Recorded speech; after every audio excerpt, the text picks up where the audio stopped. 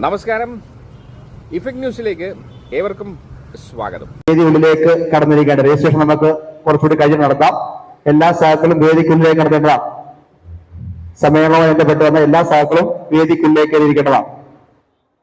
ഈ മണ്ണിൽ ഉറപ്പിക്കാൻ ഉയിര് കൊടുത്ത് പതിയിരുന്ന് ആക്രമിക്കുന്ന വേട്ടനായ്ക്കളുടെ കടാരമുനകളിൽ പൊലിഞ്ഞുപോയ രക്തനക്ഷത്രങ്ങൾ, അവർ രക്തസാക്ഷികൾ. മാനവമോചന പോരാട്ടത്തിൽ ജീവൻ ബലിയർപ്പിച്ച മുഴുവൻ ധീര വിപ്ലവകാരികളെയും ഈ സമ്മേളനം ആദരവോടെ അഭിമാനത്തോടെ സ്മരിക്കുന്നു.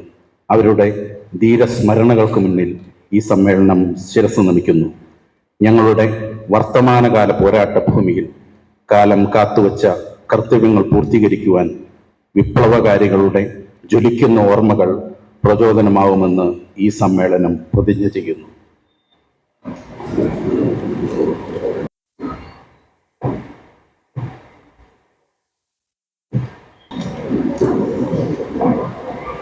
അനുശോചന പ്രമേയം അവതരിപ്പിക്കാൻ വേണ്ടി സഖാവ് മൻലാലിനെ ക്ഷണിച്ചോളൂ. അംഗങ്ങളായ സഖാവ് റാണി സുകുമാരൻ, സഖാവ് ഈശ്വർ നമ്മളെ വിട്ടു പിരിഞ്ഞിട്ടുണ്ട്. അതോടൊപ്പം തന്നെ ഈ സമ്മേളന കാലയളവിൽ സാമൂഹ്യ, സാംസ്കാരിക, രാഷ്ട്രീയ, സർവീസ് മേഖലയിലുള്ള നിരവധി പേർ ഈ ലോകത്തോട് ഇവിടെ പറഞ്ഞിട്ടുണ്ട്. CPI കേന്ദ്ര സെക്രട്ടേറിയറ്റ് അംഗം അതുൽ കുമാർ അജ്ഞാൻ, CPI ദേശീയ ജനറൽ സെക്രട്ടറി സീതാറാം യെച്ചൂരി, ബുദ്ധദേവ് ഭട്ടാചാര്യ, കൂത്തുപറമ്പ് രക്തസാക്ഷി പുഷ്പൻ, CPI തെലങ്കാന സംസ്ഥാന council assistant secretary Balamallesh, M Narayanan master, മുൻ മന്ത്രി TH Mustafa, Nagapattinam MP M Selvaraj, സഖാവ് ബാബുരാജ്, മലപ്പുറം CPI ദേശീയ കൗൺസിൽ അംഗം N ചിദംബരം, S ഗോപിനാഥൻ നായർ, അതുപോലെ തന്നെ കലാ സാംസ്കാരിക രംഗത്തെ സിനിമാ സംവിധായകൻ ഹരികുമാർ, കവിയർ പൊന്നമ്മ, കനകലത, ഉക്രൈൻ യുദ്ധത്തിലും മറ്റു ആക്രമണങ്ങളിലും മരണപ്പെട്ടവർ, മണിപ്പൂരിൽ ഒരു വർഷത്തിലേറെയായി തുടർന്ന യുദ്ധസമാനമായ സാഹചര്യത്തിൽ മരണപ്പെട്ടവർ, കുവൈറ്റിലുണ്ടായ തീപിടുത്തത്തിൽ മരണമടഞ്ഞ മലയാളികൾ, ഒടുവിൽ പാലക്കാട് വാഹന ദുരന്തത്തിൽ മരണമടഞ്ഞ 4 വിദ്യാർത്ഥിനികൾ ഉൾപ്പെടെ ഈ സമ്മേളന കാലയളവിൽ നമ്മെ വിട്ടുപിരിഞ്ഞവർക്കെല്ലാം സമ്മേളനം അനുശോചന രേഖപ്പെടുത്തും.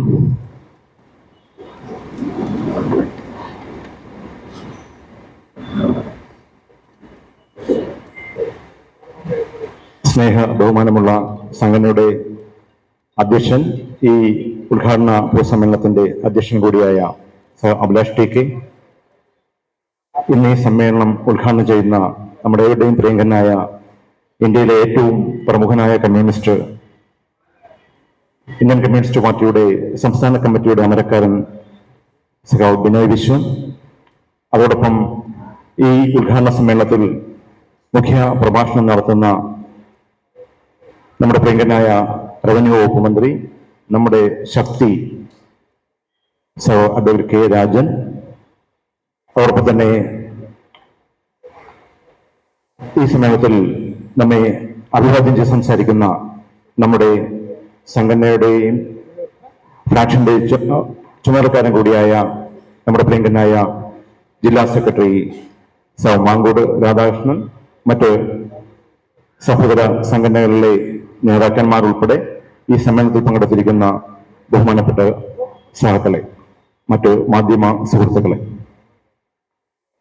കേരള സെക്രട്ടേറിയറ്റ് സ്റ്റാഫ് അസോസിയേഷൻ അതിന്റെ ഓരോ ചവിട്ടുപടികളായി കയറി ഇപ്പോൾ 38ാമത് വാർഷിക സമ്മേളനത്തിൽ എത്തിച്ചേർന്നിരിക്കുകയാണ്.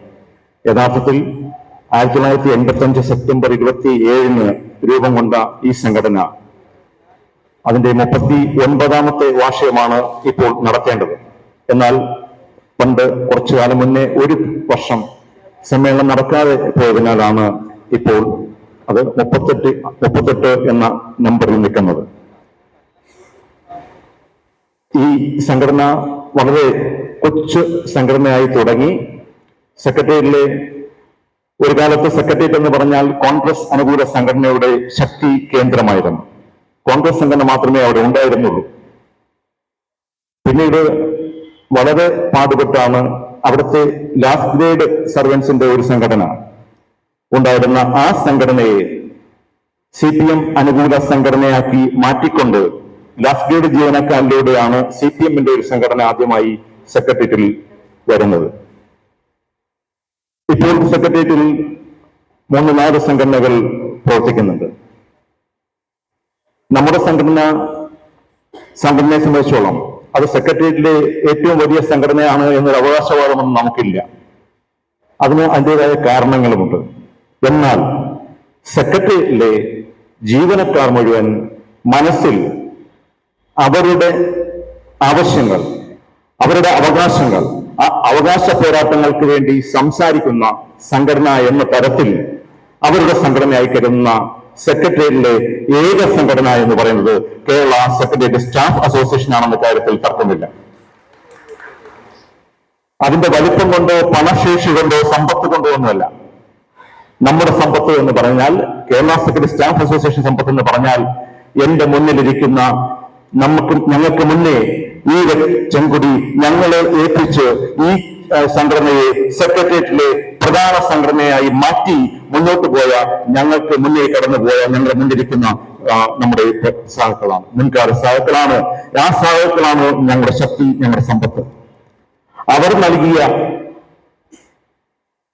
പറഞ്ഞ കാര്യങ്ങൾ, അവരുടെ ആദർശങ്ങൾ, അവരുടെ പ്രവർത്തന രീതി, സഹാക്കൾ PU വിജയനും C കുട്ടികൃഷ്ണനും ഗവർണർ സാറും അടക്കമുള്ള ആ പഴയ തലമുറ നമ്മളെ പഠിപ്പിച്ച മാറി മാറി നേരിട്ടെങ്കിലും കാഴ്ചകളിലൂടെയും കേൾവികളിലൂടെയും അനുഭവങ്ങളിലൂടെയും വർത്തമാനങ്ങളിലൂടെയും ഞങ്ങളെ പഠിപ്പിച്ച ആ ആവേശമാണ് ഞങ്ങളെ ഇന്നും മുന്നോട്ട് നയിക്കുന്നത്.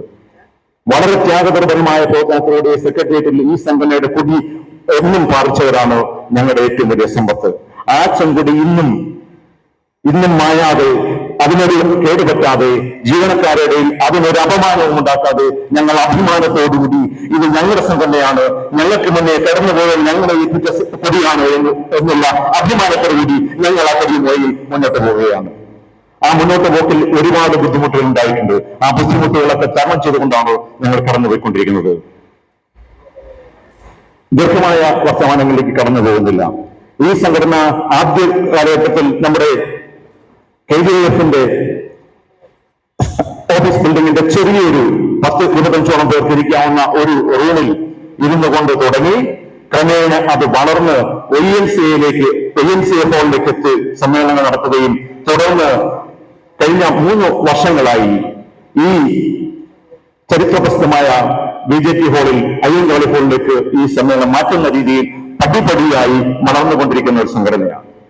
ആ സംഘടന വളർച്ചയ്ക്ക് പിന്നിൽ അധികാരത്തിന്റെ കേന്ദ്രങ്ങളില്ല, അല്ലെങ്കിൽ അഡ്മിനിസ്ട്രേഷന്റെ പവർ കൊണ്ട് നിന്നെ ഞങ്ങൾ സ്ഥലം മാറ്റും, നിന്നെ ഞങ്ങൾ അങ്ങോട്ട് വായിക്കും എന്നുള്ള അധികാര ദുഷ്ടിന്റെ ഫലമായി ഒരു മനുഷ്യനും നമ്മുടെ സംഘടനയിൽ വരുന്നില്ല. നമ്മുടെ സംഘടനയിൽ വരുന്നത് നേരെയുള്ള ഇടതുപക്ഷ മനസ്സുള്ള സഖാക്കളാണ് നമ്മുടെ സംഘടനയിൽ മെമ്പർഷിപ്പ് എടുക്കുന്നത്. അതുകൊണ്ടാണ് മെമ്പർഷിപ്പ് നമുക്ക് വലിയ വളർച്ചയിലേക്കൊന്നും പോകാൻ കഴിയാത്തത്. എങ്കിൽ പോലും അനുദിനം അത് മുന്നോട്ട് പോയിക്കൊണ്ടിരിക്കുന്നു. ഞാൻ പറഞ്ഞ സഖാക്കൾ PU വിജയനും കുട്ടികൃഷ്ണനും എങ്ങനെയാണ് ജീവനക്കാർ പൊതുജന സേവകർ കൂടി ആകണമെന്ന് നമുക്ക് പാഠം നൽകിയ ആ തലമുറയിൽ നിന്നും ഇന്ന് ഏറ്റവും ഒടുവിൽ അവസാനം ഈ സെക്രട്ടേറിയറ്റ് സ്റ്റാഫ് അസോസിയേഷൻ മെമ്പർഷിപ്പ് എടുത്ത സഖാവ് അഭിജിത്തും, സഖാവ് നിഷാദും, സഖാവ് സാജിദയും, സഖാവ് തഫലിമത്തും ഒക്കെ ഏറ്റവും പുതിയ തലമുറയായി ഞങ്ങളുടെ മുന്നിൽ നിൽക്കുന്നു. ഞങ്ങൾ കടന്നുപോയാലും ഈ കൂടി ഈ ക്യാമ്പസ് ഉയർത്തുവാൻ പുതിയ സഖാക്കളുണ്ട് എന്ന സന്തോഷത്തോടു കൂടിയാണ് ഈ 38ാം സമ്മേളനത്തിലേക്ക് നമ്മൾ കടന്നു വന്നിരിക്കുന്നത്. ഈ സംഘടന സെക്രട്ടറി ക്യാമ്പസിലെ ജീവനക്കാരെ സംബന്ധിച്ചോളം അവരുടെ ന്യായമായ അവകാശങ്ങൾക്ക് വേണ്ടി മാത്രം പോരാടുന്ന സംഘടനയാണ്. നമ്മൾ പറയുന്നത് അഴിമതിരഹിതമായ, കാര്യക്ഷമമായ, ജനോപകാരപ്രദമായ സർവീസാണ് വേണ്ടത്. ആ സർവീസിന് കേരളത്തിന്റെ ഭരണസ്വരാജ്യന്ത്രമായ സെക്രട്ടേറിയറ്റിൽ നിയന്ത്രിക്കേണ്ടത്, ജനങ്ങൾക്ക് സേവനം കൊടുക്കേണ്ട പ്രഥമ ഉത്തരവാദിത്തമുള്ളത് സെക്രട്ടേറിയറ്റ് ജീവനക്കാർക്കാണ്. ആ ജീവനക്കാർ അഴിമതിരഹിതമായി സാമൂഹ്യ പരിവർത്തനത്തോടെ പ്രവർത്തിക്കണമെന്ന് തന്നെയാണ് സംഘടന അന്നും ഇന്നും എന്നും പറഞ്ഞിട്ടുള്ളത്. അതുകൊണ്ട് തന്നെയാണ് അഴിമതിയുടെ കാര്യത്തിൽ 0% പോലും ഇല്ലാത്ത ഒരു ജനതയാണ് സെക്രട്ടറി ജീവനക്കാർ എന്ന് പറയുമ്പോൾ ഞങ്ങൾക്ക് യാതൊരു മടിയുമില്ല. അത്തരത്തിലാണ് ഈ സംഘം മുന്നോട്ട് പോകുന്നത്. ഇന്ന് സിവിൽ സർവീസിൽ 2ാം ഇടതുപക്ഷ സർക്കാരിന്റെ അവസാന കാലത്തിലേക്ക് കടന്നിരിക്കുന്നു. ജീവനക്കാരുടെ ചില വിഷയങ്ങൾ നമ്മൾ സർക്കാരിനോട് ഏറ്റുപറയുന്നുണ്ട്, സർക്കാരിന്റെ ശ്രദ്ധ ക്ഷണിക്കുന്നുണ്ട്. ഏറ്റവും പ്രധാനം കേരള സെക്രട്ടറി സ്റ്റാഫ് അസോസിയേഷനും അതിൽ പെടുന്ന അധ്യാപക സർവീസ് സംഘടനാ സമരസമിതിയും നടത്തിയ ദീർഘനാളത്തെ പോരാട്ടം. പങ്കാളിത്ത പെൻഷനാണ് ഏറ്റവും പ്രധാനപ്പെട്ട വിഷയം. പങ്കാളിത്ത പെൻഷൻ ഇടതുപക്ഷ മുന്നണിയുടെ നയമല്ല.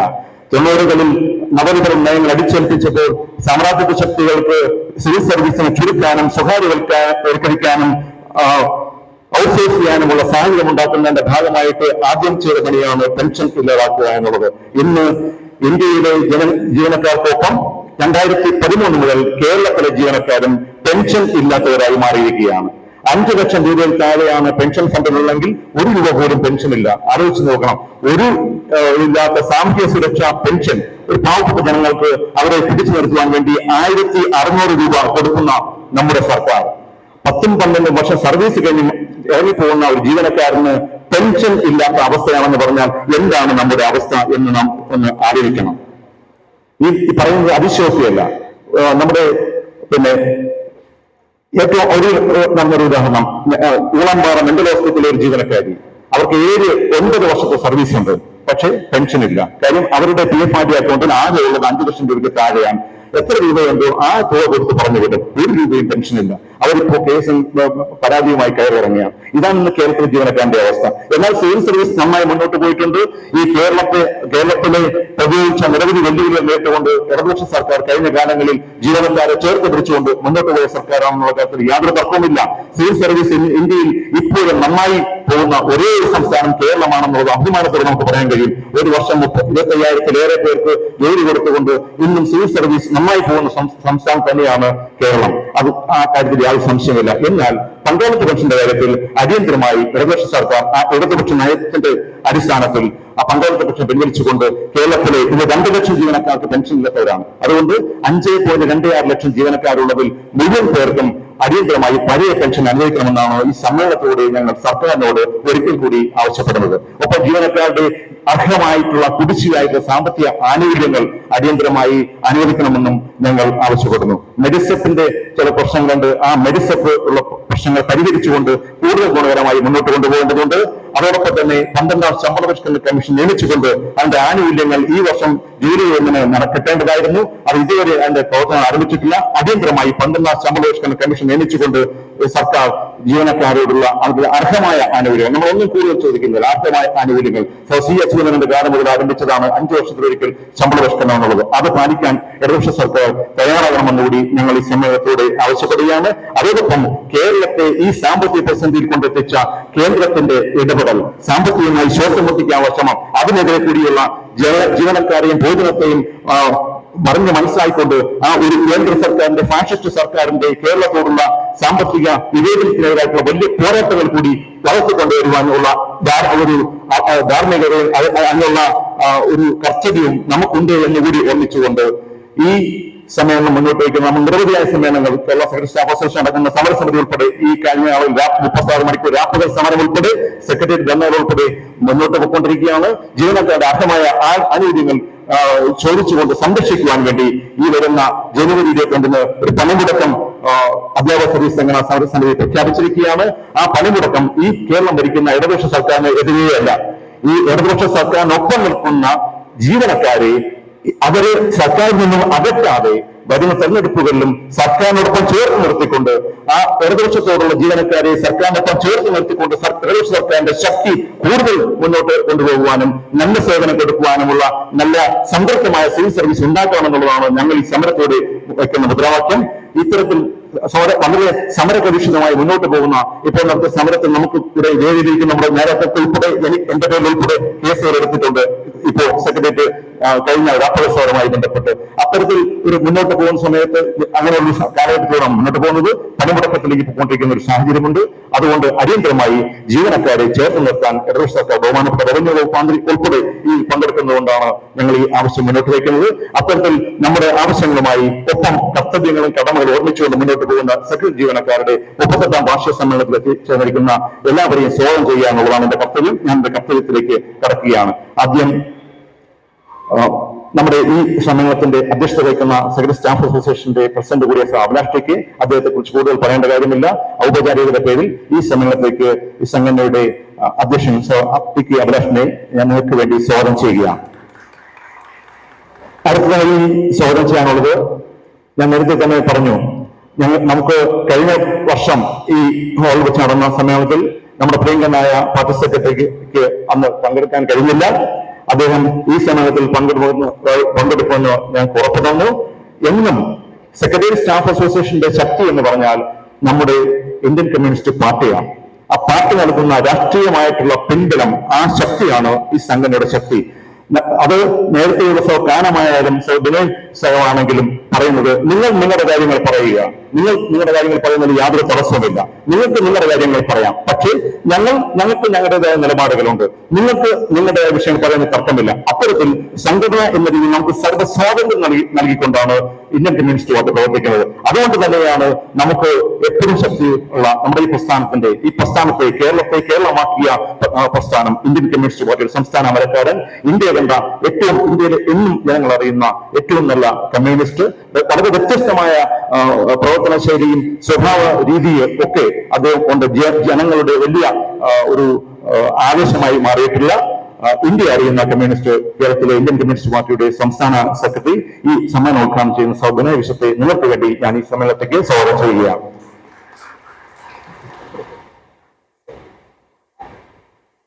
അടുത്തതായി സ്വാഗതം പറയേണ്ടത്, ഞാൻ നേരത്തെ പറഞ്ഞു ഞങ്ങളുടെ ശക്തി എന്ന് ഞാൻ പറഞ്ഞത്, അക്ഷരാർത്ഥത്തിൽ ഞങ്ങളുടെ ശക്തി തന്നെയാണ് നമ്മുടെ റവന്യൂ വകുപ്പ് മന്ത്രി.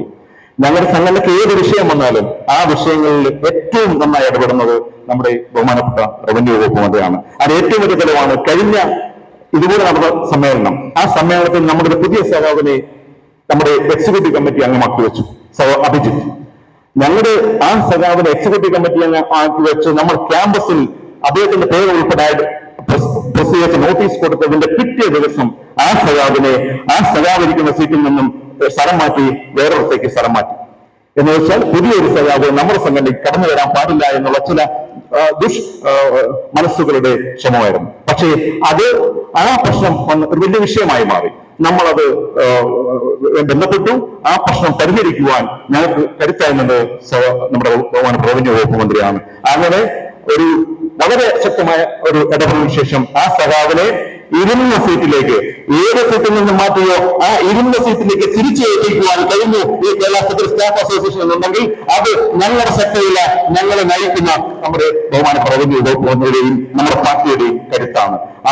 അങ്ങനെയുള്ള നമുക്ക് എന്നും ഓടിച്ചെന്ന് പറയാൻ കഴിയുന്ന നമ്മുടെ പ്രിയങ്കനായ റവന്യൂ വകുപ്പ് മന്ത്രി, അദ്ദേഹത്തെ ഈ സമ്മേളനത്തിലേക്ക് നിങ്ങൾക്ക് വേണ്ടി ഞാൻ സ്വാഗതം ചെയ്യുകയാണ്. അതോടൊപ്പം തന്നെ നമ്മുടെ ബഹുമാനപ്പെട്ട ജില്ലാ സെക്രട്ടറി, അദ്ദേഹത്തെ കുറിച്ച് കൂടുതൽ പറയേണ്ട കാര്യമില്ല. നമ്മുടെ ചാർജുകാരനാണ്. നമ്മുടെ ഏത് വിഷയങ്ങളും അദ്ദേഹത്തിനോടാണ് നമ്മൾ ആദ്യം പോയി പറയുന്നത്. അങ്ങനെയുള്ള കാര്യങ്ങളിലൊക്കെ ഇടപെട്ടുകൊണ്ട് നമ്മുടെ ഏത് സമര പരിപാടിയായാലും മറ്റു പരിപാടികളായാലും അത് പങ്കെടുത്തുകൊണ്ട് നമുക്ക് വേണ്ട നിർദ്ദേശങ്ങൾ, നമുക്ക് വേണ്ട താക്കീതുകൾ, നമുക്ക് വേണ്ട ഉപദേശങ്ങൾ ഒക്കെ നൽകിക്കൊണ്ട് ഈ സംഘടനയെ കരുത്തായി മുന്നോട്ട് കൊണ്ടുപോകാൻ എപ്പോഴും പ്രയോജനം നൽകുന്ന നമ്മുടെ ഇന്ത്യൻ കമ്മ്യൂണിസ്റ്റ് പാർട്ടിയുടെ ജില്ലാ കമ്മിറ്റിയുടെ അമരക്കാരൻ സഖാവ് മാങ്കോട് രാധാകൃഷ്ണനെ നിങ്ങൾക്ക് വേണ്ടി ഞാൻ ഈ സമ്മേളനത്തിലേക്ക് സ്വാഗതം ചെയ്യുന്നു. അതോടൊപ്പം തന്നെ നമ്മുടെ സഹോദര സംഘടനകളുടെ നേതാക്കന്മാർ ഇവിടെ ഈ സമ്മേളനത്തെ അഭിവാദ്യം ചെയ്യാൻ വേണ്ടി എത്തിയിട്ടുണ്ട്. അതിൽ ജോയിന്റ് കൗൺസിലിന്റെ സംസ്ഥാന സെക്രട്ടറി സഖാവ് സജീവ് എസ് ആണ് ജോയിന്റ് കൗൺസിലിനെ പ്രതികരിച്ച് എത്തിയിരിക്കുന്നത്. കല്ലിങ്കലിന് എന്തോ വളരെ അത്യാവശ്യമായ കാര്യങ്ങൾ ഉള്ളത് കൊണ്ട് പാലക്കാടായതുകൊണ്ടാണ് എത്താൻ കഴിയാത്തത്. അല്ലെങ്കിൽ അദ്ദേഹത്തെ എത്തുമായിരുന്നു. അതുകൊണ്ട് തന്നെയാണ് ജോയിന്റ് കൗൺസിലിന്റെ ഏറ്റവും പ്രധാനപ്പെട്ട, ഏറ്റവും നന്നായി ജോയിന്റ് കൗൺസിലിനെ പ്രവർത്തിപ്പിക്കുന്ന പിന്നാമ്പുര ശക്തി, അല്ലെങ്കിൽ പിന്നിൽ വളരെ അധികം മുന്നിൽ വന്നിട്ടുന്ന ഒരു സഖാവല്ല സജീവ് സഖാവ്. പക്ഷേ ജോയിന്റ് കൗൺസിലിന്റെ ശക്തി എന്ന് പറഞ്ഞാൽ അത് പിന്നിൽ നിന്ന് പ്രവർത്തിക്കുന്ന, ഒപ്പം നിന്ന് പ്രവർത്തിക്കുന്ന സഹാക്കളുടെ ശക്തിയാണ്. അത്തരം ഒരു ശക്തിയാണ് നമ്മുടെ മുന്നിൽ നിന്ന് അഭിനന്ദിക്കാൻ എത്തിയിട്ടുള്ള സഖാവ് സജീവ്. അദ്ദേഹത്തെ ഞാൻ ഈ സമയത്ത് സ്വാഗതം ചെയ്യുകയാണ്. അതുപോലെ തന്നെ ഞാൻ വിട്ടുപോയി നമ്മുടെ ഏറ്റവും പ്രിയപ്പെട്ട, നമ്മളൊക്കെ അണ്ണൻ എന്നാണ് വിളിക്കുന്നത്, വേണുഗോപാൽ അണ്ണൻ. ആ ഒരു അടുപ്പം ഞങ്ങൾക്കുണ്ട്. പിന്നെ പ്രായത്തിലൊക്കെ ഞങ്ങൾക്ക് കുറച്ച് വ്യത്യാസമുണ്ട്. ഞങ്ങൾ എല്ലാവരും പറഞ്ഞു കേട്ട് ഞങ്ങളും വേണുഗോപാൽ അണ്ണൻ എന്നാണ് വിളിക്കുന്നത്.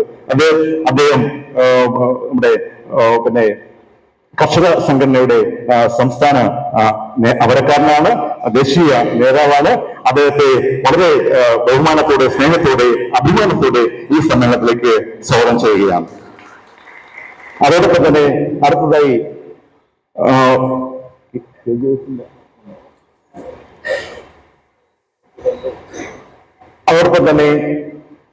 നമ്മുടെ നിയമസഭയിലെ നമ്മുടെ സഹോദര സംഘടന ലെജിസ്ലേച്ചർ സെക്രട്ടറി സ്റ്റാഫ് ഫെഡറേഷന്റെ നേതാവ് ആ സംഘടനയുടെ KLS പ്രസിഡന്റ് ജ്യോതിലാൽ ഇവിടെ എത്തിച്ചേർന്നിട്ടുണ്ട്. അദ്ദേഹത്തെ ഈ സമയത്തേക്ക് ഈ യഥാർത്ഥത്തിൽ നിയമസഭയിൽ നമ്മൾ പണ്ടൊറ്റ സംഘടനയായിരുന്നു. പിന്നീടാണ് ഈ നിയമസഭ അങ്ങോട്ട് പോയപ്പോഴാണ് രണ്ടായി മാറിയത്. അങ്ങനെ രണ്ടായി മാറിയെങ്കിലും ഒരു കുടുംബം തന്നെയാണ്, ആ ഒരു കുടുംബത്തിന്റെ താഴ്വേര് തന്നെയാണത്. അതുകൊണ്ട് നമ്മളൊപ്പമുള്ള ആ സംഘടനയുടെ അമരക്കാരൻ ജ്യോതിലാലിനെ നിങ്ങൾക്ക് വേണ്ടി ഞാൻ സ്വാഗതം ചെയ്യുകയാണ്. അതോടൊപ്പം തന്നെ യൂണിവേഴ്സിറ്റിയിലെ നമ്മുടെ സംഘടന സഖാവ് Manish R, general secretary Kerala university staff association, നമ്മുടെ ഏത് കാര്യത്തിനും നമുക്കൊപ്പം നിൽക്കുന്ന സംഘടനയുടെ നേതാവാണ്. സഖാവ് മനീഷ് ആർ അതിന്റെ ജനറൽ സെക്രട്ടറിയാണ്. അദ്ദേഹത്തെ കേരള യൂണിവേഴ്സിറ്റി സ്റ്റാഫ് അസോസിയേഷന്റെ ജനറൽ സെക്രട്ടറി മനീഷ് ആറിനെ നിങ്ങൾക്ക് വേണ്ടി ഞാൻ ഈ സമ്മേളനത്തിലേക്ക് സ്വാഗതം ചെയ്യുകയാണ്. അതോടൊപ്പം തന്നെ ഏറ്റവും വളരെ ഉശിരോടെ പ്രവർത്തിക്കുന്ന ഒരു നേതാവാണ് PSCയിലെ നമ്മുടെ സംഘടന സഖാവ് KR ദീപകുമാർ. ഈ കഴിഞ്ഞ രാഷ്ട്രീയ സമരത്തിലൊക്കെ മുഴുവൻ സമയം പങ്കെടുത്തുകൊണ്ട് എല്ലാവർക്കും ആവേശം നൽകുന്ന ഒരു പുതിയ ഒരു നേതൃനിര PSCയിൽ ഉണ്ടാവുന്നു. ആ നേതൃനിരയുടെ ആ സംഘടനയുടെ PSCയിലെ സ്റ്റാഫ് അസോസിയേഷന്റെ ജനറൽ സെക്രട്ടറി KR ദീപകുമാർ നമ്മുടെ അഭിവാദ്യം ചെയ്യാൻ എത്തിയിട്ടുണ്ട്. അദ്ദേഹത്തെ ഞാൻ നിങ്ങൾക്ക് വേണ്ടി ഈ സമയത്തിലേക്ക് സ്വാഗതം ചെയ്യുകയാണ്. അതോടൊപ്പം തന്നെ progressive federation of college teachers PFCTയുടെ സംസ്ഥാന general secretary professor TG Harikumar. അദ്ദേഹം ഈ പറഞ്ഞ ഒരു രാഷ്ട്രീയ സമരത്തിൽ മുഴുവൻ സമയം ഉണ്ടായിരുന്നു. അദ്ദേഹത്തിന്റെ പേരിലും കേസ് ഉണ്ടാകുമെന്ന് പ്രതീക്ഷിക്കുന്നു. ഏതാണ്ട് എല്ലാവരുടെ പേരിലും കേസ് എടുത്തിട്ടുണ്ട്. അപ്പോൾ അത്തരത്തിൽ ആ സമരത്തിനൊക്കെ തോട് ചേർന്ന് പ്രവർത്തിച്ച നമ്മുടെ സഖാവ് PFCTയുടെ അമരക്കാരൻ പ്രൊഫസർ TG ഹരികുമാറിനെ ഈ സമ്മേളനത്തിലേക്ക് വളരെ ആദരവോടെ സ്നേഹത്തോടെ സ്വാഗതം ചെയ്യുന്നു. അതോടൊപ്പം തന്നെ സ്വാഗത സംഘത്തിന്റെ general convener P Pradeep Kumar ഇവിടെയുണ്ട്. സംഘടന മുൻ പ്രസിഡന്റാണ്. ഈ സ്വാഗത സംഘത്തിന്റെ ജനറൽ കൺവീനറാണ്. ഭക്ഷ്യവകുപ്പ് മന്ത്രിയുടെ പ്രൈവറ്റ് സെക്രട്ടറിയാണ്. അദ്ദേഹത്തെയും ഈ സമ്മേളനത്തിലേക്ക് സ്വാഗതം ചെയ്യുകയാണ്. അതോടൊപ്പം കേരള സെക്രട്ടറി സ്റ്റാഫ് അസോസിയേഷന്റെ ഭാരവാഹികൾ ഞാൻ ഓരോരുത്തരുടെ പേര് പറയുന്നില്ല. എക്സിക്യൂട്ടീവ് കമ്മിറ്റി അംഗങ്ങൾ, വനിതാ സമിതിയുടെ നേതാക്കൾ സഖാവ് അനുപമ, അതുപോലെ തന്നെ സഖാവ് ജ്യോതിലക്ഷ്മി ഉൾപ്പെടെ ഉള്ള വനിതാ സഹാക്കൾ ഇവിടെ വേദിയിലുണ്ട്. അവരെയും ഞാൻ ഈ സമ്മേളനത്തിലേക്ക് നിങ്ങൾക്ക് വേണ്ടി സ്വാഗതം ചെയ്യുകയാണ്. അതോടൊപ്പം ഈ പങ്കെടുത്തിരിക്കുന്ന നമ്മുടെ സംഘടനാ അംഗങ്ങൾ, നമ്മുടെ മുൻകാല നേതാക്കൾ, അവരുടെ മീഡിയ സുഹൃത്തുക്കൾ, മറ്റ് ഈ സമ്മേളനത്തിൽ പങ്കെടുക്കാൻ എത്തിച്ചേർന്നുള്ള നമ്മുടെ സുഹൃത്തുക്കൾ എല്ലാവരെയും ഒരിക്കൽ കൂടി സ്വാഗതം ചെയ്തുകൊണ്ട് നമ്മുടെ സംഘടനയുടെ 38ാം വാർഷിക സമ്മേളനത്തിൽ പങ്കെടുക്കുന്ന മുഴുവൻ പേരെയും ഒരിക്കൽ കൂടി സംഘടനയ്ക്ക് വേണ്ടി സ്വാഗതം ചെയ്തുകൊണ്ട് ഞാൻ എന്റെ കർത്തവ്യത്തിൽ നിന്ന് വിരമിക്കുന്നു. അഭിവാദ്യങ്ങൾ. നീണ്ട അധ്യക്ഷ പ്രസംഗത്തിലേക്ക് പോകുന്നില്ല, ചുരുങ്ങിയ വാക്കുകൾ അവസാനിപ്പിക്കുകയാണ്. കാര്യക്ഷമവും സുതാര്യവുമായ ഒരു സിവിൽ സർവീസ് കേരളത്തിൽ നടപ്പിലാക്കുവാൻ പ്രയത്നിക്കുന്ന സംഘടനയാണ് Kerala secretariat staff association. Keralam ഭാരതത്തിന്റെയും മറ്റ് ലോകരാജ്യങ്ങളുടെയും വികസന സൂചികകളിലൊക്കെ തന്നെ കിടം പിടിച്ചിരിക്കുന്ന ഒരു സംസ്ഥാനം. ആരോഗ്യ മേഖലയിലാകട്ടെ, വിദ്യാഭ്യാസ മേഖലയാകട്ടെ, പൊതുവിതരണ മേഖലയിലാകട്ടെ എന്ന് വേണ്ട സമസ്തമായ മേഖലകളിലും ലോക രാജ്യങ്ങൾക്ക് പോലും ഒപ്പം നിൽക്കാവുന്ന തരത്തിലേക്ക് നമ്മുടെ സംസ്ഥാനം എത്തപ്പെട്ടിട്ടുണ്ട്. അങ്ങനെ എത്തപ്പെട്ടതിൽ കേരളത്തിന്റെ സിവിൽ സർവീസിനുള്ള പങ്ക് വളരെ വലുതാണ്. കേരളത്തെ മുന്നോട്ട് നയിച്ച രാഷ്ട്രീയ നേതൃത്വം ഉണ്ട് എന്ന് പറയപ്പെടുമ്പോഴും രാഷ്ട്രീയ നേതൃത്വത്തിന്റെ ആശയങ്ങളെയും ആദർശങ്ങളെയും നടപ്പിൽ വരുത്തുവാൻ, അതിനെ ഇത്തരത്തിലേക്ക് കേരളമാക്കി മാറ്റുവാൻ സിവിൽ സർവീസ് വഹിച്ച പങ്ക് വളരെ വലുതാണ്. സംതൃപ്തമായിട്ടുള്ള ഒരു സിവിൽ സർവീസ് ഉണ്ടെങ്കിൽ മാത്രമേ കാര്യക്ഷമവും ജനോപകാരപ്രദമായിട്ടുള്ള ഒരു സർവീസ് മുന്നോട്ട് പോകുകയുള്ളൂ ജനങ്ങൾക്ക് എന്നത് യാഥാർത്ഥ്യം കൂടിയാണ്. കേരളത്തിലെ ഇടതുപക്ഷ ജനാധിപത്യ മുന്നണി സാമൂഹ്യ സുരക്ഷാ പദ്ധതികളടക്കം തന്നെ വളരെ ശ്രദ്ധാപൂർവം മുന്നോട്ട് നീങ്ങപ്പെടുമ്പോഴും ജീവനക്കാരുടെ ന്യായമായ അവകാശങ്ങളിൽ വേണ്ടത്ര പരിഗണന നൽകുന്നു എന്ന സംശയം ജീവനക്കാർക്ക് മുഴുവൻ ഉണ്ട് എന്നത് യാഥാർത്ഥ്യമാണ്. കേരളത്തെ ഇടതുപക്ഷ പ്രസ്ഥാനത്തിന്റെ ശക്തിയായി നിർത്തുന്നത് കേരളത്തിലെ സിവിൽ സർവീസാണ്. അവരുടെ പിൻബലമുണ്ട് എന്നത് യാഥാർത്ഥ്യം തന്നെയാണ്. ആ സിവിൽ സർവീസിന്റെ വലിയൊരു ഭാഗത്തെ ഈ പ്രസ്ഥാനത്തിൽ നിന്ന് അകറ്റാതിരിക്കുവാൻ ഞങ്ങളെ കൂടി പരിഗണിക്കണം എന്ന മുദ്രാവാക്യം ഉയർത്തി ഞങ്ങൾ സമരത്തില്ല. ഈ സർക്കാരിനെതിരെയുള്ള സമരമൊന്നുമല്ല. ഈ സർക്കാരിനൊപ്പം ജീവനക്കാർ അകരരുത് എന്ന് ആഗ്രഹിക്കുന്നതുകൊണ്ട് അവരെ കൂടി ഈ സർക്കാരിനൊപ്പം നിർത്തണം എന്ന് ആഗ്രഹിക്കുന്നതുകൊണ്ട് തന്നെയാണ് ഏറ്റവും അടിസ്ഥാനപരമായിട്ടുള്ള ആവശ്യം ഉന്നയിച്ചുകൊണ്ട് സമരം ചെയ്യപ്പെടുന്നത്. ക്യാമ്പസുകൾ പലപ്പോഴും ചോദിക്കും, നിങ്ങൾ ഭരണകക്ഷിയല്ലേ എന്ന് ചെന്നൈയിൽ ചോദിക്കാറുണ്ട്. വളരെ അഭിമാനകരം പറയും, എന്റെ മുമ്പിൽ നിൽക്കുന്ന ഈ പ്രസ്ഥാനത്തെ മുന്നോട്ട് നയിച്ച മഹാരഥന്മാരടക്കമുണ്ട്. നേരത്തെ നമ്മുടെ സ്വാഗതഗാനത്തിൽ പറഞ്ഞതുപോലെ ഒരു രാഷ്ട്രീയ കൊടിയുടെയും നിറം നോക്കാതെ ജീവനക്കാരുടെയും പൊതുസമൂഹത്തിന്റെയും ആവശ്യങ്ങൾ മാത്രം ഉന്നയിച്ചുകൊണ്ട് ജനപക്ഷത്ത് നിന്നുകൊണ്ടും ജീവനക്കാരുടെ പക്ഷത്ത് നിന്നുകൊണ്ട് തന്നെയാണ് സംഘടന ഇന്നോളം പ്രവർത്തിച്ചിട്ടുള്ളത്. നാളെയും അങ്ങനെ തന്നെയാവും എന്നതിൽ പൂർണ്ണമായ വിശ്വാസപൂർവ്വമുണ്ട്. അത്തരത്തിൽ സെക്രട്ടേറിയറ്റിൽ ആളിന്റെ എണ്ണത്തിൽ ജീവനക്കാരുടെ എണ്ണത്തിൽ കുറവാണ് സംഘടനയെങ്കിലും ജീവനക്കാർക്ക് മുഴുവൻ, കേരളത്തിലെ സെക്രട്ടേറിയറ്റിലെ മുഴുവൻ ജീവനക്കാരും അതുപോലെ തന്നെ സർക്കാർ ജീവനക്കാരും കേരള സെക്രട്ടേറിയറ്റ് സ്റ്റാഫ് അസോസിയേഷൻ ഈ വിഷയത്തിൽ എന്ത് പറയുന്നു എന്നത് വളരെ സാധൂതം വീക്ഷിക്കുന്നതാണ്. അങ്ങനെയുള്ള അവസ്ഥയിലേക്ക് എത്തിക്കാൻ കഴിഞ്ഞത് ഇതിന്റെ നേതൃത്വം മുന്നിൽ നിന്നും ഇപ്പോഴും ഒക്കെ തന്നെയാണ്. അതുകൊണ്ട് അടിയന്തരമായി തന്നെ സർക്കാരിന്റെ പരിഗണനാ പട്ടികയിൽ ജീവനക്കാരെ കൂടി ഉൾപ്പെടുത്തണമെന്ന ആവശ്യം ഈ സമ്മേളനം സർക്കാരിനെ മുന്നോട്ട് വെക്കുകയാണ്. അതിന്റെ തുടർന്ന് ചർച്ചകളും പ്രമേയങ്ങളൊക്കെ ഉണ്ടാവും. പ്രിയമുള്ളവരെ, നമ്മള് മുദ്രാവാക്യം വിളിച്ചുകൊണ്ട് പറഞ്ഞത് കേരളം എന്നൊരു നാടുണ്ട്, വയനാട് എന്നൊരു നാടുണ്ട്, ദുരിതം കണ്ടൊരു ജനമുണ്ട് എന്ന് നമുക്കറിയാം.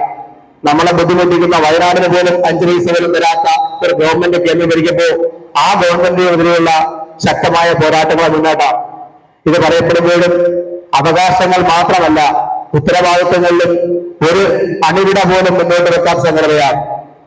ജീവനക്കാർ സീറ്റുകൾ കൃത്യമായി ജോലി ചെയ്യണമെന്നും ആ ജോലി ചെയ്യുന്നവർ ജോലി ചെയ്യാൻ ഉണ്ടാകുന്ന ബുദ്ധിമുട്ടുകൾക്ക് സംഘടന ഒപ്പമുണ്ടാവുമെങ്കിലും അത്തരം അനാവശ്യമായ എന്തെങ്കിലും പ്രവണത ഉണ്ടെങ്കിൽ ആ പ്രവണതകൾ ഒരിക്കൽ പോലും ഈ സംഘടന പ്രോത്സാഹിപ്പിച്ചിട്ടില്ല, സപ്പോർട്ട് ചെയ്തിട്ടില്ല. അത് ഇനിയും ഉണ്ടാകുകയില്ല.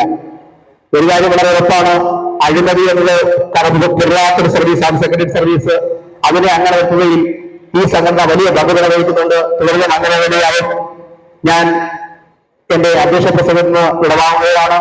ഈ സമ്മേളനത്തെ ഔപചാരികമായി ഉദ്ഘാടനം ചെയ്യാൻ വേണ്ടി ഇന്ത്യൻ കമ്മ്യൂണിസ്റ്റ് പാർട്ടിയുടെ കേരള സംസ്ഥാന കൗൺസിലിന്റെ സെക്രട്ടറി പ്രിയപ്പെട്ട സഖാവ് ബിനോയ് വിശ്വത്തെ ഏറെ ആദരവോടുകൂടി ഇതിനെ ഉദ്ഘാടനം ചെയ്യാൻ വേണ്ടി ക്ഷണിച്ചുകൊള്ളും.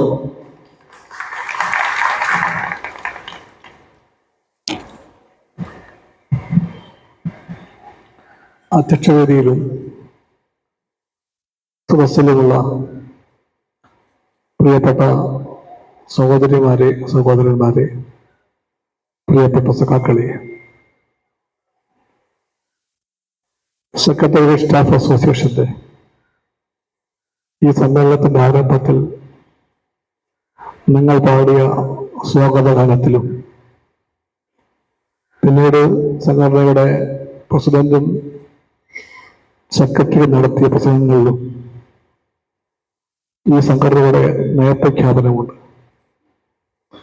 ഈ സംഘടനയുടെ ലക്ഷ്യം എന്താണ്, താല്പര്യം എന്താണ്, പാരമ്പര്യം എന്താണ്, പ്രവർത്തനശൈലി എന്താണെന്നെല്ലാം അവർ രണ്ടുപേരും, അഭിലാഷും നമ്മുടെ സുധിയും നല്ലവണ്ണം പറഞ്ഞു.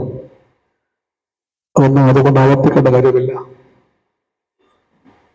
നല്ലവണ്ണം നിങ്ങൾക്കറിയാം സെക്രട്ടറി സ്റ്റാഫിന്റെ കർത്തവ്യം എന്താണ്. അതുപോലെ നിങ്ങൾക്കറിയാം നിങ്ങൾ പിടിക്കുന്ന കോടികളുടെ സന്ദേശം എന്താണ്. ഇത് രണ്ടും പ്രധാനമാണ്. ആ പ്രാധാന്യം തിരിച്ചറിഞ്ഞുകൊണ്ടാണ് ഈ സംഘടന എല്ലാ കാലത്തും പ്രവർത്തിച്ചു വന്നു. ഒരുപാട് കാലമായി അതിന്റെ ഒരു ബന്ധുവായ ആൾ എന്ന നിലയ്ക്ക് എനിക്ക് പറയാൻ കഴിയും. എന്റെ ബന്ധം കുറച്ച് പഴയതാണ്.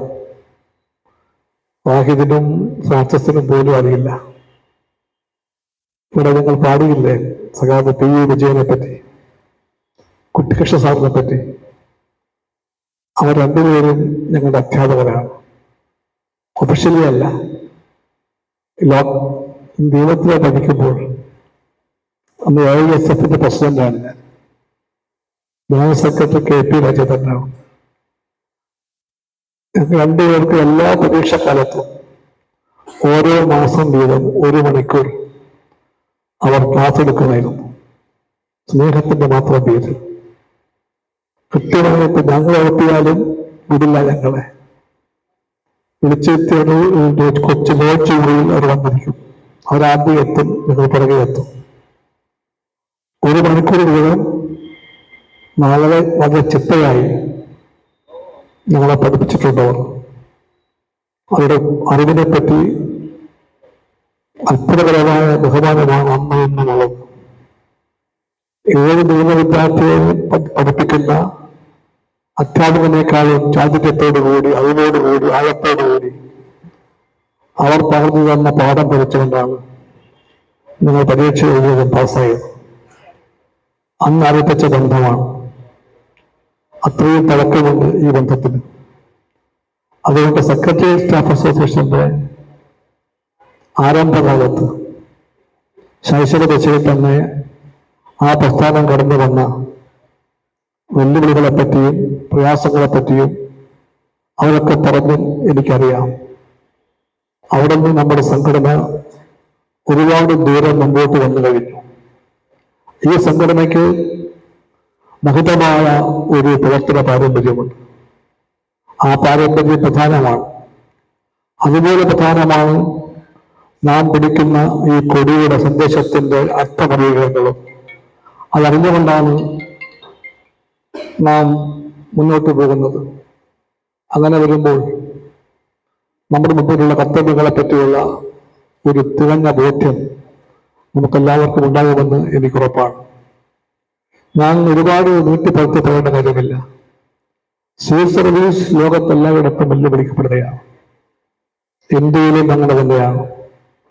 രാജ്യം ഭരിക്കുന്ന ഗവൺമെന്റ് സബ്കാ സാത്ത് എന്ന് കപടമുദ്രാവാക്യം വിളിക്കുന്ന ഗവൺമെന്റ് വാസ്തവത്തിൽ വെക്കുന്നത് സിവിൽ സർവീസിനെ ഇല്ലാതാക്കാൻ വേണ്ടിയാണ്. ഒരു മറയും കൂടാതെ അവരെപ്പോഴും പറഞ്ഞ കാര്യമാണത്.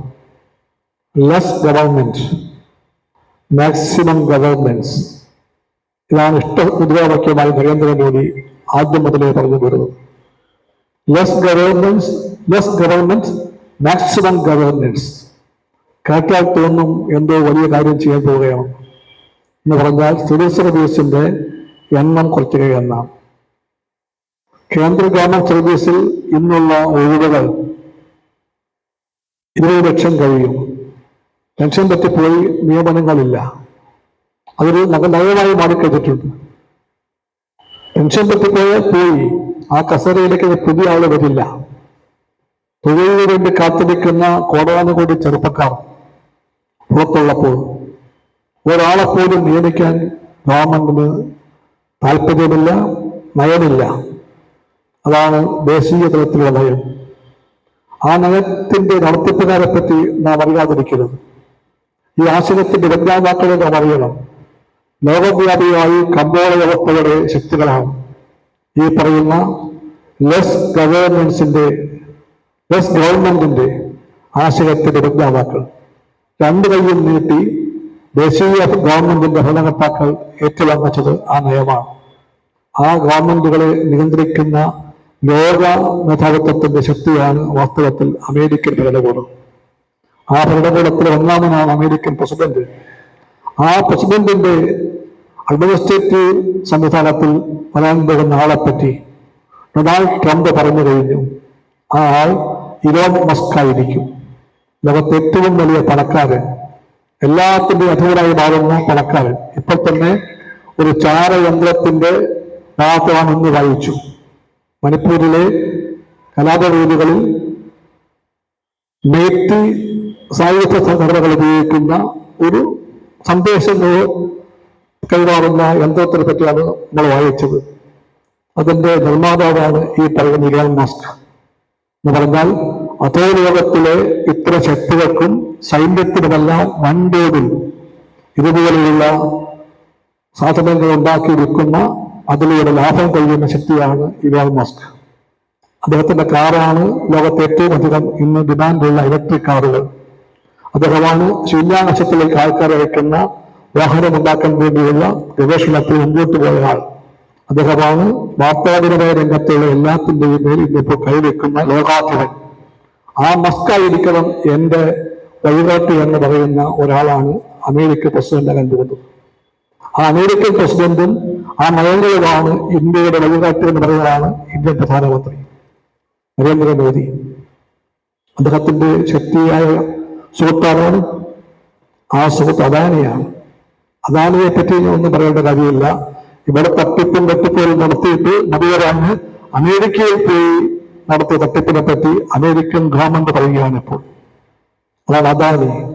അദാനിയും മസ്കും ഒക്കെ നിയന്ത്രിക്കുന്ന ഗവൺമെന്റുകളുടെ ഈ പരമ്പരയിൽ മറ്റൊരു ഗവൺമെന്റും കൂടെയുണ്ട്. അത് ഇസ്രയേലിലെ നെതന്യാഹു ഗവൺമെന്റാണ്.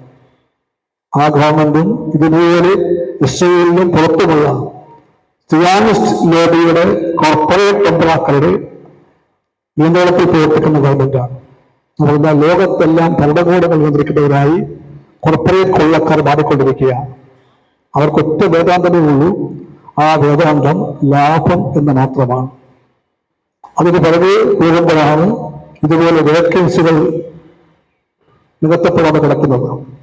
അപ്പോഴാണ് തൊഴിലിനു വേണ്ടി കാത്തിരിക്കുന്ന ചെറുപ്പക്കാരെ സർക്കാരുകൾ പൂർണ്ണമായും മറക്കുന്നത്. അപ്പോഴാണ് ഒരിക്കലും അവകാശപ്പെട്ട് ഒന്നും തരാതെ സിവിൽ സർവീസിനെ പതുക്കെ അൺഅട്രാക്റ്റീവായി മാറ്റുന്ന നയമുണ്ടാകുന്നത്. അതിന്റെ ഭാഗമായിട്ടാണ് ഈ പറയുന്ന പങ്കാളിത്ത പെൻഷനും മറ്റും അടിച്ചേൽപ്പിക്കപ്പെടുന്നത്. സിവിൽ സർവീസിന്റെ ഏറ്റവും വലിയൊരു ആകർഷണീയത അതിന്റെ പെൻഷൻ സംവിധാനമാണ്. സാമൂഹിക സുരക്ഷയുടെ ഭാഗമായിട്ട് നടപ്പിലാക്കാൻ ശ്രമിക്കുന്ന ഈ സോഷ്യൽ സെക്യൂരിറ്റി മെഷറാണ് പെൻഷൻ. ആ പെൻഷനെ പറ്റിയുള്ള ഉറപ്പാണ് ഇപ്പോൾ നല്ല പേരാണ് കോൺട്രിബ്യൂട്ടറി പെൻഷൻ. ആ പേര് പറഞ്ഞുകൊണ്ട് വാസ്തവത്തിൽ പെൻഷൻ തരുന്ന സുരക്ഷയെ ഇല്ലാതാക്കുന്ന ഗവൺമെന്റ്. ഇതെല്ലാം ചെയ്തുകൊണ്ട് സിവിൽ സർവീസ് ഇന്ത്യയിൽ തീവ്രമായ തലത്തിൽ ആക്രമിക്കപ്പെടുമ്പോഴാണ് നാം സമ്മേളിക്കുന്നത്. നമ്മുടെ അവകാശങ്ങൾ അതിന് പ്രധാനപ്പെട്ട ഒന്നാണ്. ഈ അവകാശ സമ്പാദന പോരാട്ടങ്ങളിലെല്ലാം നിങ്ങളുടെ സംഘടന കാണിച്ച മുൻകൈയെ പറ്റി ഒരു ബന്ധുവായ ആൾ എന്ന നിലയ്ക്ക് നല്ലവണ്ണം എനിക്കറിയാം. ആ പോരാട്ടങ്ങളിലെല്ലാം നിങ്ങൾ കാണിക്കുന്ന പോരാട്ട വീര്യം അതിനെ പറ്റിയുള്ള മതിപ്പും ആദരവും ഞാൻ രേഖപ്പെടുത്താൻ ആഗ്രഹിക്കുന്നു. അതോടൊപ്പം തന്നെ നിങ്ങൾ കാണിക്കുന്ന ആർജവത്തെ പറ്റിയും എനിക്ക് നല്ല മതിപ്പുണ്ടെന്ന് ഞാൻ പറയട്ടെ. ഒരു കാര്യം ഉറപ്പാണ്, സിവിൽ സർവീസിന്റെ രംഗത്ത് നിന്നും അഴിമതി ഒഴിച്ചു മാറ്റാൻ നാം എല്ലാം പ്രതിജ്ഞാബദ്ധരാണ്. അഴിമതിയാകരുത് സിവിൽ സർവീസിന്റെ ബഹുമുദ്ര. അതുറപ്പാക്കണം. അത് സമരമാണ്. ആ സമരത്തിൽ വിട്ടുവീഴ്ച പാടില്ലെന്നാണ് ചുവന്ന കോടി പറയുന്നത്. ഞാൻ നിങ്ങളോടെല്ലാം കമ്മ്യൂണിസ്റ്റ് ആകാൻ പറയില്ല. പക്ഷേ കമ്മ്യൂണിസ്റ്റ് ആകാനുമായില്ലെങ്കിലും നിങ്ങൾ ചുവന്ന കൊടി പിടിക്കുമ്പോൾ ആ കൊടി പിടിക്കുന്നവർ പാലിക്കേണ്ട ചില മൂല്യബോധങ്ങളുണ്ട്, ചില ശൈലികളും പെരുമാറ്റ രീതികളുമുണ്ട്. അതുകൂടി പഠിക്കാനും പ്രവർത്തകമാക്കാനും നമുക്കെല്ലാമുള്ള കടമയെപ്പറ്റി ഞാൻ സൂചിപ്പിക്കുകയാണ്. സെക്രട്ടേറിയറ്റ് സ്റ്റാഫ് അസോസിയേഷൻ ആ കത്തുകളെ പറ്റി നിരന്തരം പറയുന്ന പ്രസ്ഥാനമാണെന്ന് എനിക്ക് നല്ലവണ്ണം അറിയാം. അതൊരു സമരമാണ് എന്ന് ആവർത്തിച്ചുകൊണ്ട് ആ സമരത്തിന്റെ പ്രാധാന്യം ഒട്ടും ചോർന്നു പോകാതെ സൂക്ഷിക്കണമെന്ന് ഞാനൊരു നേതൃത്വത്തെ പോലെ നിങ്ങളെല്ലാം അഭ്യർത്ഥിക്കുന്നു. എല്ലാവരും പറഞ്ഞു കേട്ട ഒരു വിഷയമാണ്, ഓരോ ഫയലിലും ജീവിതമുണ്ട്. ആ ജീവിതത്തിന്റെ മേലാണ് നിങ്ങൾ കൈവയ്ക്കുന്നത്. നിങ്ങൾ ഫയൽ തുറക്കുമ്പോൾ, പേരെടുക്കുമ്പോൾ, നോട്ട് എഴുതുമ്പോൾ, ഒപ്പുവയ്ക്കുമ്പോഴെല്ലാം ഒരു ജീവിത നടപടിയെ കാത്തിരിക്കുന്നുണ്ട്. ആ ജീവിതത്തെ കാണണം, അവരെ കേൾക്കണം. പലപ്പോഴും എനിക്കും നിങ്ങൾക്കും സാമാന്യം അറിയാം, ചില ഫയലുകൾക്ക് വേഗത പെട്ടെന്ന് കൂടും, നല്ല വേഗത വരും. ഭൂരിപക്ഷം ഫയലിനും ആ വേഗതയില്ല. വേഗത കൂടുന്ന ഫയൽ ഏതാണ്? ഈ ഫയൽ സ്വാധീനമുള്ളവരുടേതാണ്. സാമ്പത്തിക സ്വാധീനം, അധികാര സ്വാധീനം, രാഷ്ട്രീയ സ്വാധീനം, ഇതൊക്കെയുള്ള ഫയലുകളുടെ വേഗത അത്ഭുതപ്പെടുത്തും. ആ ഫയൽ വന്നാൽ ഉടനെ ഫോൺ വരും. അപ്പോൾ ചാടും ആ ഫയൽ അടുത്തടുത്തേക്ക്. നിമിഷനേരം കൊണ്ട് ആ ഫയൽ ലക്ഷ്യം കൂടും. ഇതുപോലെ തന്നെ നേരായി പോയാൽ ലക്ഷ്യം നേടേണ്ട എത്രയോ ഫയലുകൾ ഓരോ ഓഫീസിലും കെട്ടിക്കിടക്കുന്നുണ്ട്. അതേപ്പറ്റി വർഗബോധത്തിന്റെ ഞാൻ പറയുന്നു. വർഗബോധത്തിന്റെ തന്നെ പ്രേരണയായി ഒരു നിലപാട് വേണം നമ്മുടെ സംഘടനയ്ക്ക്. എല്ലാ ഫയലിനും വേഗത വേണം. ആ ഫയലിന്റെ വേഗതയെ പറ്റിയുള്ള സമീപനത്തിൽ ഈ പ്രധാനമാർക്ക് വേണ്ടിയുള്ള വേഗത പാവങ്ങൾക്ക് വേണ്ടിയുള്ള വേഗതക്കുറവ് അതാകരുത് സമീപനമെന്ന് ഞാൻ സ്നേഹപരസ്പരം അഭ്യർത്ഥിക്കുന്നു. അങ്ങനെ വരുമ്പോൾ സിവിൽ സർവീസിന്റെ കാര്യക്ഷമത, അതിന്റെ അഴിമതിരാഹിത്യം അതെല്ലാം ചർച്ചാ വിഷയമാകണം. ജനങ്ങൾ പ്രതീക്ഷിക്കുന്നത് അവരുടെ സങ്കല്പങ്ങളെ മനസ്സിലാക്കുന്ന, കാത്തിരിപ്പിന്റെ വിരാമം കുറിക്കാൻ കഴിയുന്ന ഭരണം എന്ന രീതിയുമാണ്. ഗവൺമെന്റ് മന്ത്രിമാരെല്ലാം എന്തെല്ലാം ശ്രമിച്ചാലും ഈ നിർവഹണത്തിന് ഘട്ടം വരുമ്പോൾ അവിടെ സിവിൽ സർവീസിന്റെ വലിയ പങ്കുണ്ട്. മന്ത്രി ആവേശപൂർവ്വം ആത്മാർത്ഥമായി ഇത് കാര്യം ചെയ്യാൻ വേണ്ടി തീരുമാനിക്കുന്നു. അവിടെ നിന്ന് ഫയൽ പുറപ്പെടുന്നു. ആ ഫയൽ താഴേക്ക് വന്നാൽ ദിവസങ്ങളല്ല, ആഴ്ചകളല്ല, മാസങ്ങൾ എവിടെയോ തുറന്നു കിടക്കുന്നു. ചിലപ്പോൾ ബോധപൂർവം, ചിലപ്പോൾ ബോധപൂർവം അല്ലാതെ. ഈ കെട്ടിക്കിടപ്പിന് നീതികരണമില്ല. അതുകൊണ്ട് നയമാകട്ടെന്ന് പറയണം. ഫയലുകളുടെ മാനുവലൊക്കെയുണ്ട്, കോഡുണ്ട്, നിയമങ്ങളുണ്ട്. ഒരു ഫയൽ ഓരോ ഓഫീസിലും ഇരിക്കാവുന്ന ദിവസങ്ങൾ എത്രയാണ്, നിമിത്തതൊക്കെ. പക്ഷെ അതെല്ലാം ഉറങ്ങുന്നു കടലാസിൽ. അതെല്ലാം ഉറങ്ങുമ്പോൾ കാര്യങ്ങൾ വരുന്നത് വേറെ വിളിക്കാം. അതുകൊണ്ട് ആ മനുഷ്യര് ഈ ഫയലിന്റെ തീരുമാനം കാത്തിരിക്കുന്ന ഏത് വിവിധ തരത്തിലുള്ള ആണുങ്ങളോ പെണ്ണിനോ ആണോ പെണ്ണുമായ മനുഷ്യനെ ഓർത്തുകൊണ്ട് വേണം നാം ജോലി ചെയ്യാൻ. അവിടെ ഓർക്കേണ്ട വാക്ക് പറഞ്ഞത് മഹാത്മാഗാന്ധിയാണ്. ആ വാക്കിന് വലിയ അർത്ഥമുണ്ട്. ആ വാക്കിലാണ്, വാചകം ഇതാണ്: നിങ്ങൾ ഇന്ന് കണ്ട ഏറ്റവും പാവപ്പെട്ട മനുഷ്യന്റെ ദൈന്യപൂർണമായ മുഖമോർക്കണം. എന്നിട്ട് ഞാൻ ചെയ്യാൻ പോകുന്ന കാര്യം ആ മനുഷ്യനെ സഹായിക്കുമായിരുന്നു സ്വയം ചോദിക്കണം. സഹായിക്കുമെങ്കിൽ വേഗം ചെയ്യണം, സഹായിക്കില്ലെങ്കിൽ നിങ്ങൾ ചെയ്യരുത്. ഇതാണ് മഹാത്മാഗാന്ധി പറഞ്ഞത്. വളരെ ശരിയായ ഉപദേശമാണെന്ന്, നിർദ്ദേശമാണെന്ന് പറയാൻ ഒരു കമ്മ്യൂണിസ്റ്റായി ഞാൻ തെല്ലും മടിക്കുന്നില്ല. പെട്ടെന്ന് എനിക്ക് ഒരു സ്വന്തം ഓർമ്മയിരുന്നു. അതിവിടെ ഓർക്കുമ്പോൾ പറഞ്ഞു വരികയാണ്. പണ്ടൊരു മന്ത്രി ഒരു കവിത എഴുതി. ആ കവിത അന്നത്തെ കലാകൃതിയിൽ പ്രാധാന്യം കൊടുത്തു വന്നു. ആ കവിതയുടെ തലക്കെട്ട് ഭരണം രണമാണ് എന്നായിരുന്നു. ഭരണം രണമാണ്. ആ നീണ്ട കവിതയിലെ എല്ലാ വരികളും ഞാൻ പറയുന്നില്ല. അവസാന വരി ഇങ്ങനെയാണ്: ഭരണം രണമാണ്. മനസ്സുകളുടെ കുതിരവേഗതയും ഫയലുകളുടെ ഒച്ചു വേഗതയും തമ്മിലുള്ള രണം, അതാണ് ഭരണം. അത് എഴുതിയ മന്ത്രി ഈ ഞാൻ തന്നെയാണ്. അന്നത്തെ ഒരു ഗവൺമെന്റ് സെക്രട്ടറി അതിരാവിലെ തന്നെ ഫോൺ ചെയ്തു. എന്നിട്ട് പറഞ്ഞു: സാറിന്റെ കവിത ഞാൻ വായിച്ചു. എനിക്ക് വ്യക്തിപരമായി ഇപ്പോൾ യോജിപ്പാണ്, പക്ഷേ സാറ് അങ്ങനെ എഴുതേണ്ടതെന്ന് പറഞ്ഞു. അതും ഒരു ഓർമ്മയാണ്. ഇതെല്ലാം കൂടി ചേർന്ന സൗഹൃദവും സമരവും സന്തോഷവും ദുഃഖവും എല്ലാം ചേർന്ന ലോകത്താണ് നിങ്ങൾ ജീവിക്കുന്നത്. സെക്രട്ടേറിയറ്റ് അപ്രകാരം ഒരു ജീവിതമാണ് എല്ലാവർക്കും തരുന്നത്. ഈ സ്ഥാപനത്തെ പറ്റി പണ്ട് ഒരു വലിയ മനുഷ്യൻ പറഞ്ഞു. ആ മനുഷ്യൻ ആസുഖതനാണ്. അദ്ദേഹം പറഞ്ഞു, ഈ സെക്രട്ടേറിയറ്റ് ഇടിച്ചു നിരപ്പാക്കി അവിടെ ചേർന്നുപോലെയല്ല ചുരുങ്ങുമെന്ന് അദ്ദേഹം പറഞ്ഞു. അദ്ദേഹം വേറൊന്നുകൊണ്ടുമല്ല, ക്ഷമകത്ത് പറയുകയാണ്. ഈ പറയുന്ന ഒച്ചുവേഗത കണ്ട് സഹികെട്ട ഒരു MLA ആണ് അദ്ദേഹം. പൂർണ്ണ ജീവിതത്തിൽ എല്ലാ ഘട്ടങ്ങളിലും പൂർണ്ണമായ കമ്മ്യൂണിസ്റ്റാണ്. നിസ്വർഗത്തിന്റെ നോവും നമ്പറയും അറിയാവുന്ന ഉദാത്തമായ മൂല്യങ്ങളെ മൃഗപ്പിടിക്കുന്ന മഹാനായ കമ്മ്യൂണിസ്റ്റ്. അദ്ദേഹത്തിന്റെ മടുപ്പ്, നിരാശ, അമർഷം അതാണ് ആ പ്രസംഗമായി മാറിയത്. അങ്ങനെ ഒരു ഭൂതകാലം ഉണ്ട് നമ്മുടെ സെക്രട്ടേറിയറ്റിന്. ആ ഭൂതകാലം മാറണം. അത് മാറ്റിയെടുക്കാൻ ജനങ്ങൾ നിങ്ങൾ നോക്കുന്നുണ്ട്. എല്ലാവരുടെയും മേൽ ആ കണ്ണുണ്ട്. മന്ത്രിമാരുടെ മേൽ, നേതാക്കളുടെ മേൽ, നിങ്ങളുടെ മേൽ എല്ലാം ഉണ്ട് ആ കണ്ണ്. ആ കണ്ണ് ദൈവത്തിന്റെ കണ്ണല്ല, ആ കണ്ണ് ജനങ്ങളുടെ കണ്ണാണ്. എന്ന് ലീഡിങ് ഡെമോക്രസി നല്ല വ്യക്തത വേണം. അധിപന്മാർ നമ്മളാകുമല്ല, അധിപന്മാർ ജനങ്ങളാണ്. ആ ജനങ്ങൾക്ക് തന്ന ശമ്പളമാണ് നിങ്ങളുടെ ശമ്പളം. അതുകൊണ്ട് ആദ്യത്തെ കൂറ് അവർക്കായി മാറ്റിവെക്കുക.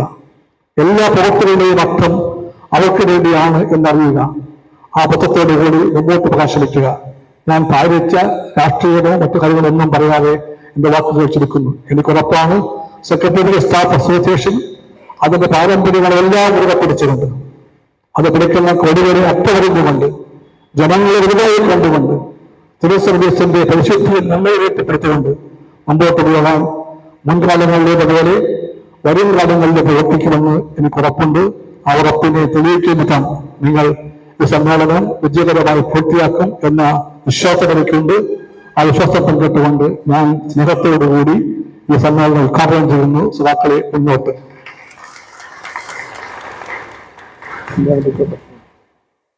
രാജാ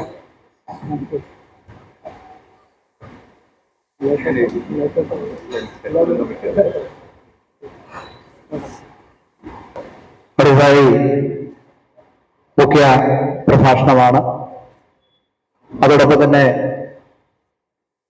നമ്മുടെ കേരള സെക്രട്ടേറിയറ്റ് അസോസിയേഷന്റെ ഔദ്യോഗിക വെബ് പേജിന്റെ ഉദ്ഘാടനം കൂടിയുണ്ട്.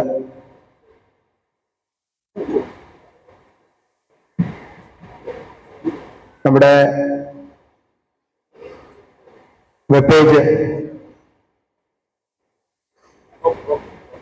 മന്ത്രി സഹ അഡ്വക്കേറ്റ് കെ രാജനെ ക്ഷണിച്ചുകൊള്ളു.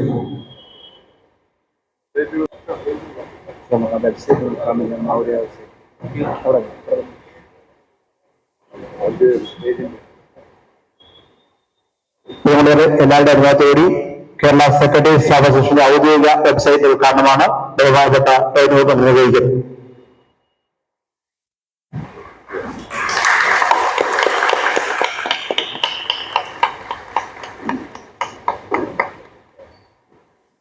മുഖ്യ പ്രഭാഷണത്തിന് വേണ്ടി സഹ ക്ഷണിച്ചു. കേരള സെക്രട്ടേറിയറ്റ് സ്റ്റാഫ് അസോസിയേഷന്റെ 38ാമത് വാർഷിക സമ്മേളനത്തിന്റെ ഔപചാരികമായിട്ടുള്ള ഉദ്ഘാടന ചടങ്ങിൽ അധ്യക്ഷത വഹിച്ച സംഘടനയുടെ സംസ്ഥാന കമ്മിറ്റിയുടെ സെക്രട്ടേറിയറ്റ് അസോസിയേഷന്റെ president Shri T K Abhilash, ആദരണീയനായ കമ്മ്യൂണിസ്റ്റ് പാർട്ടിയുടെ ജില്ലാ കമ്മിറ്റിയുടെ സെക്രട്ടറി സഖാവ് മാങ്കോട് രാധാകൃഷ്ണൻ, നമ്മുടെ സംഘടനയുടെ ജനറൽ സെക്രട്ടറി പ്രിയപ്പെട്ട സുധികുമാർ, വേദിയിലുള്ള AK-STUവിന്റെ സംസ്ഥാന കമ്മിറ്റിയുടെ general secretary OK Jayakrishnan master, വിവിധ സംഘടനകളുടെ സഹോദര സംഘടനകളുടെ ഭാരവാഹികൾ, പ്രിയപ്പെട്ട സഹോദരി സഹോദരന്മാരെ, സുഹൃത്തുക്കളെ, സുദീർഘമായിട്ടുള്ള ഒരു സംസാരത്തിന് ഞാൻ മുതിരുന്നില്ല. ഇന്നത്തെ നമ്മുടെ സംഘടനയുടെ സമ്മേളനത്തിന്റെ പ്രധാനപ്പെട്ട ലക്ഷ്യങ്ങളിലേക്കും പരിപാടികളിലേക്കും നമ്മൾ പോവുകയാണ്. സാധാരണ നിലയിൽ ഇന്നും നാളെയുമായി നടക്കുന്ന നമ്മുടെ സംഘടനാ സമ്മേളനത്തിൽ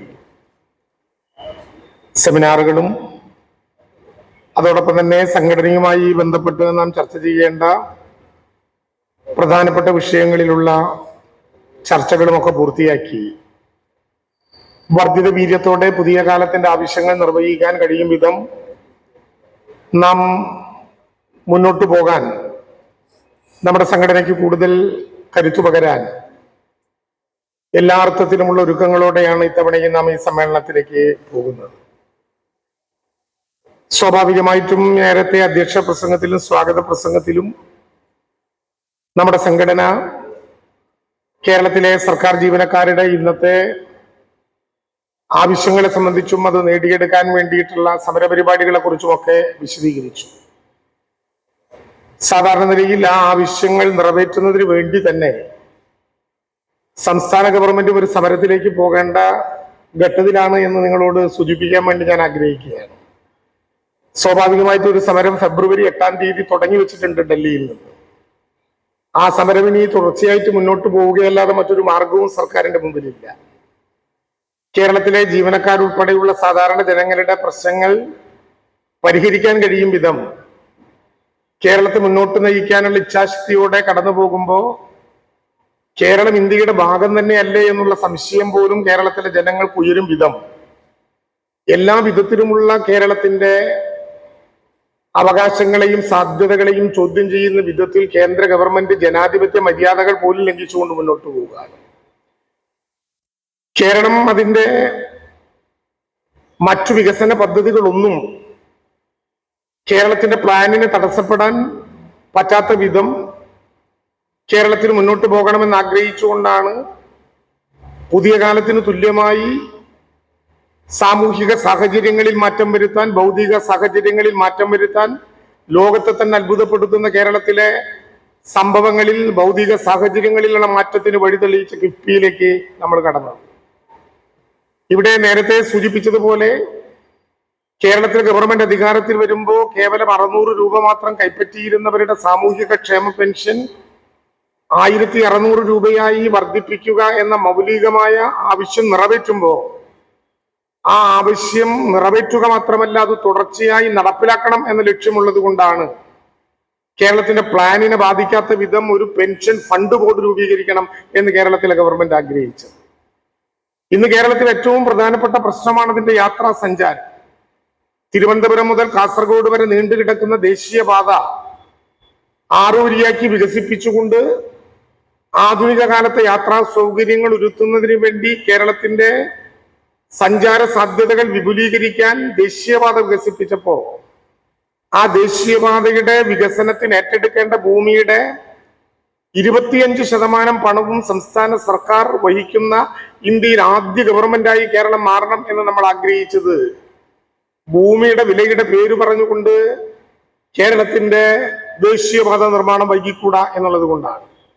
നിർഭാഗ്യവശാൽ ആ വിധത്തിൽ പ്ലാനിൽ പെടാതെ കേരളത്തിന്റെ ആവശ്യങ്ങൾ നിർവഹിക്കാൻ തുടങ്ങിയ ഗവൺമെന്റിന്റെ മുന്നോട്ടു പോക്കിനെ തടയിടാൻ ലക്ഷ്യം വെച്ചുകൊണ്ട് കേരളത്തിൽ കിഫ്ബി മുഖാന്തരം ചെലവഴിക്കുന്ന പണം കേരളത്തിന്റെ കടമെടുക്കാനുള്ള ബാധ്യതയുടെ പേരിലാക്കി മാറ്റുന്നു. പെൻഷൻ ഫണ്ട് രൂപീകരിച്ച് അതെടുക്കുന്ന പണം കേരളത്തിന്റെ ബോറോവിംഗ് കപ്പാസിറ്റിയെ ബാധിക്കുന്ന വിധത്തിലുള്ള കണക്കാക്കി മാറുന്നു. കേരളത്തിന്റെ ദേശീയപാത വികസിപ്പിക്കുന്നതിന് വേണ്ടി ചെലവഴിച്ച 5600 കോടി രൂപയും കേരളത്തിന്റെ കടമെടുക്കാനുള്ള നിലവാരത്തിൽപ്പെടുത്തുന്നു. 1,74,000 കോടി എന്ന കേരളത്തിന് കിട്ടാനുള്ള അവകാശത്തെ ഏറ്റവും പരസ്യമായി ധിക്കരിച്ചുകൊണ്ട് കേരളത്തിനത് നൽകാൻ ഞങ്ങൾ ഉദ്ദേശിക്കുന്നതേ ഇല്ല എന്ന് ഗവൺമെന്റ് പ്രഖ്യാപിക്കുന്നു.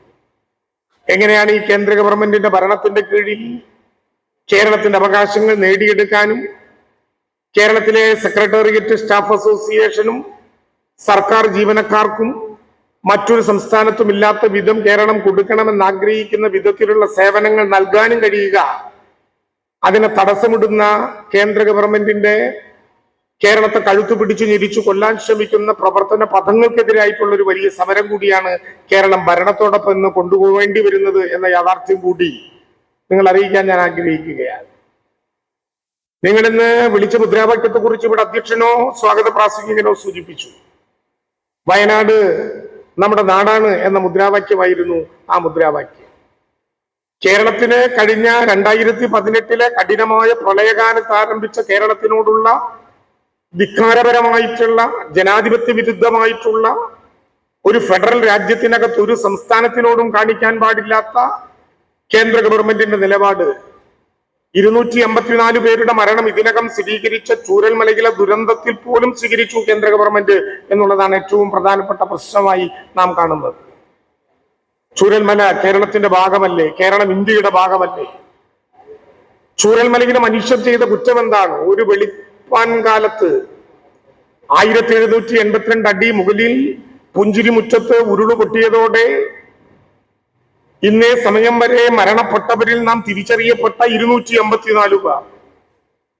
രാജീവ് ഗാന്ധി സെന്റർ ഫോർ ബയോടെക്നോളജിയിലെ അവസാനത്തെ DNA ടെസ്റ്റിൽ കൂടി പൂർത്തീകരിക്കുമ്പോൾ പുത്തുമലയിൽ ഇതിനകം പേരറിയാതെ സംസ്കരിച്ച മൃതശരീരങ്ങളിലോ ശരീരഭാഗങ്ങളിലോ ഒരു പക്ഷേ നാം കണ്ടെത്താൻ കഴിയുമെന്ന് പ്രതീക്ഷിക്കുന്ന ഇപ്പോഴും എവിടെയെന്ന് തിരിച്ചറിയാത്ത 44 പേർ, ഏതാണ്ട് 300ഓളം വരുന്ന മനുഷ്യരുടെയും കന്നുകാലികളും വൃക്ഷലതാദികളും നിർമ്മിച്ച സമ്പത്തും ഉൾപ്പെടെ മനുഷ്യൻ കരഗതമാക്കിയ ഒരു ഗ്രാമത്തിലെ സകലതിനെയും തകർക്കാൻ കഴിയുന്ന വിധത്തിലുണ്ടായ ഒരു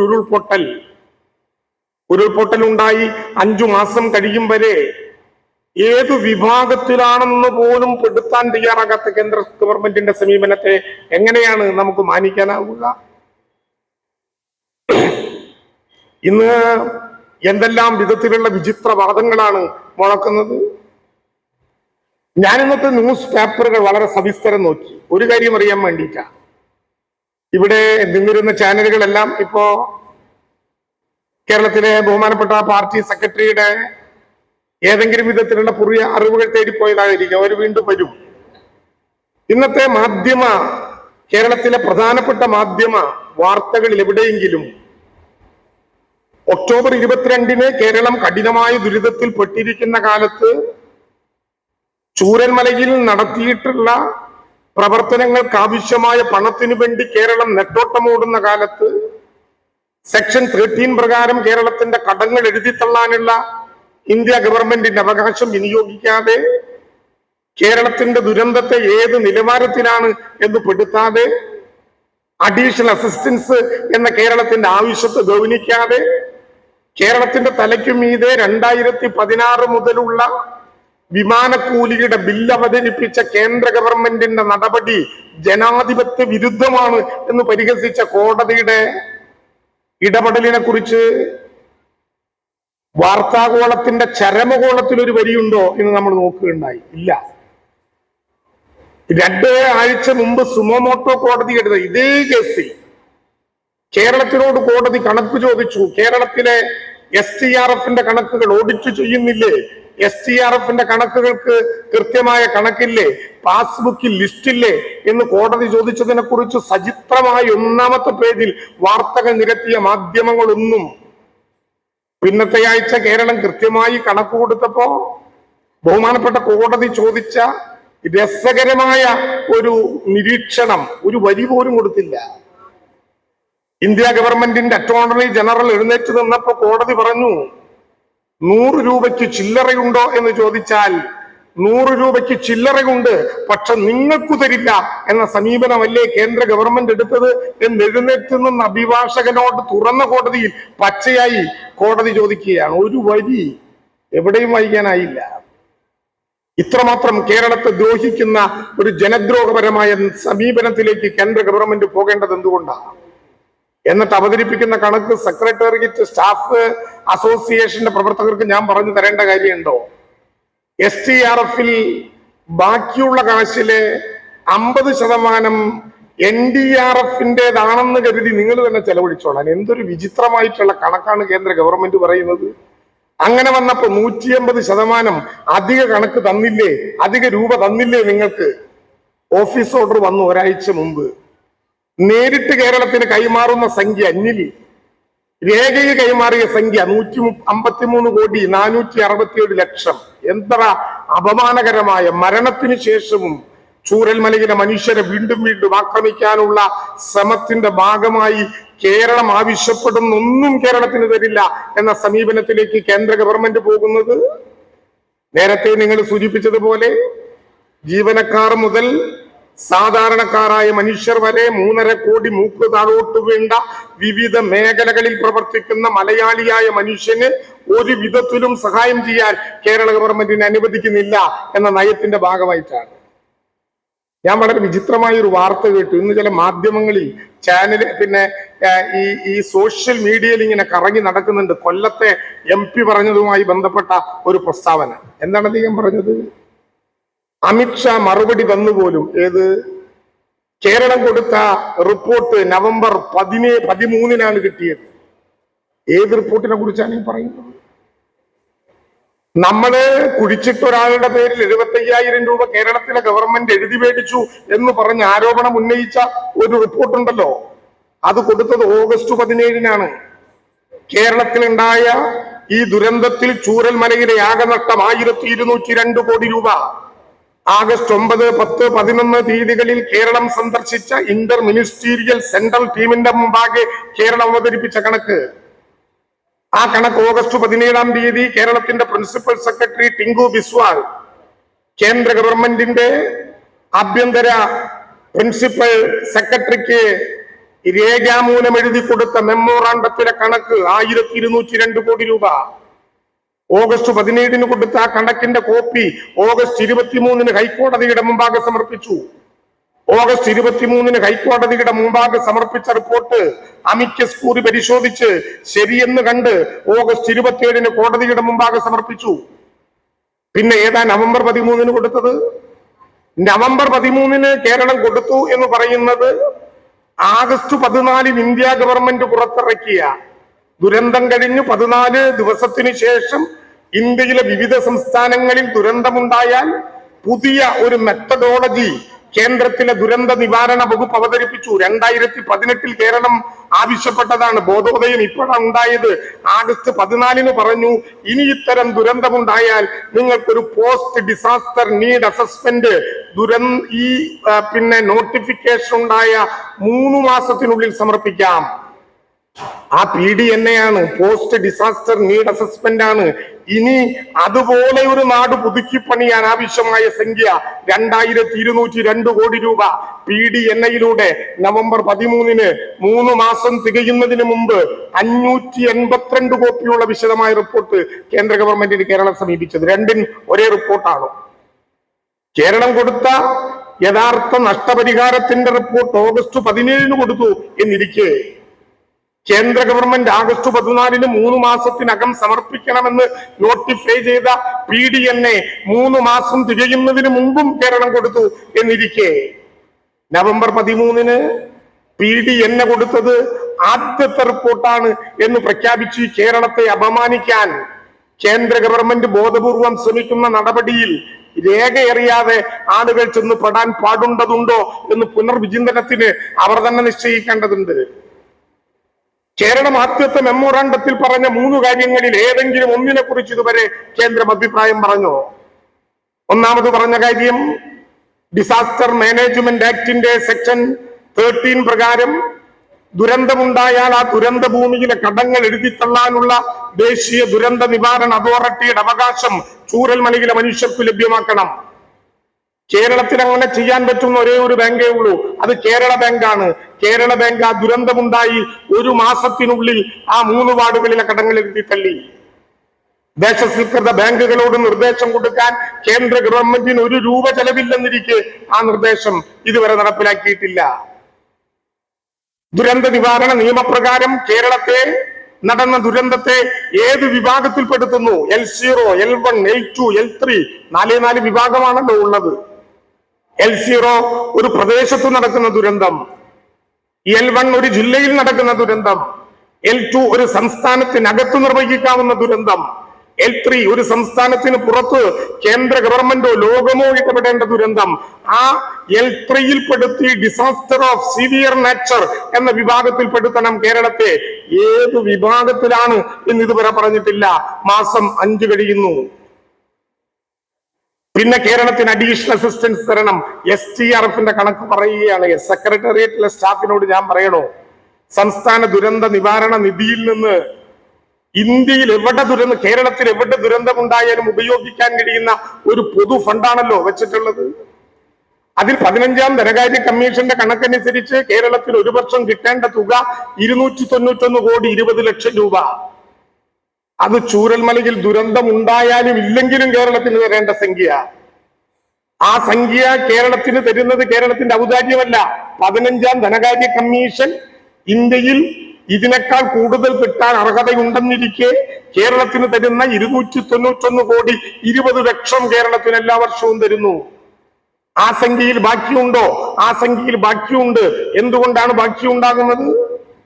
കേരളം നേരത്തെ റോഡ് നിർമ്മിക്കാൻ, കേരളം നേരത്തെ വീട് നിർമ്മിക്കാൻ, കേരളം നേരത്തെ വിവിധങ്ങളിൽ നഷ്ടപരിഹാരം കൊടുക്കാൻ, സ്റ്റേജ് വൈസായി കൊടുക്കാൻ കമ്മിറ്റ് ചെയ്തിട്ടുള്ള പണം ആ സ്റ്റേജ് എത്തി ബില്ല് വരാത്തത് കൊണ്ട് കേരളത്തിൽ ആ തുക ബാക്കിയിരിക്കുന്നു.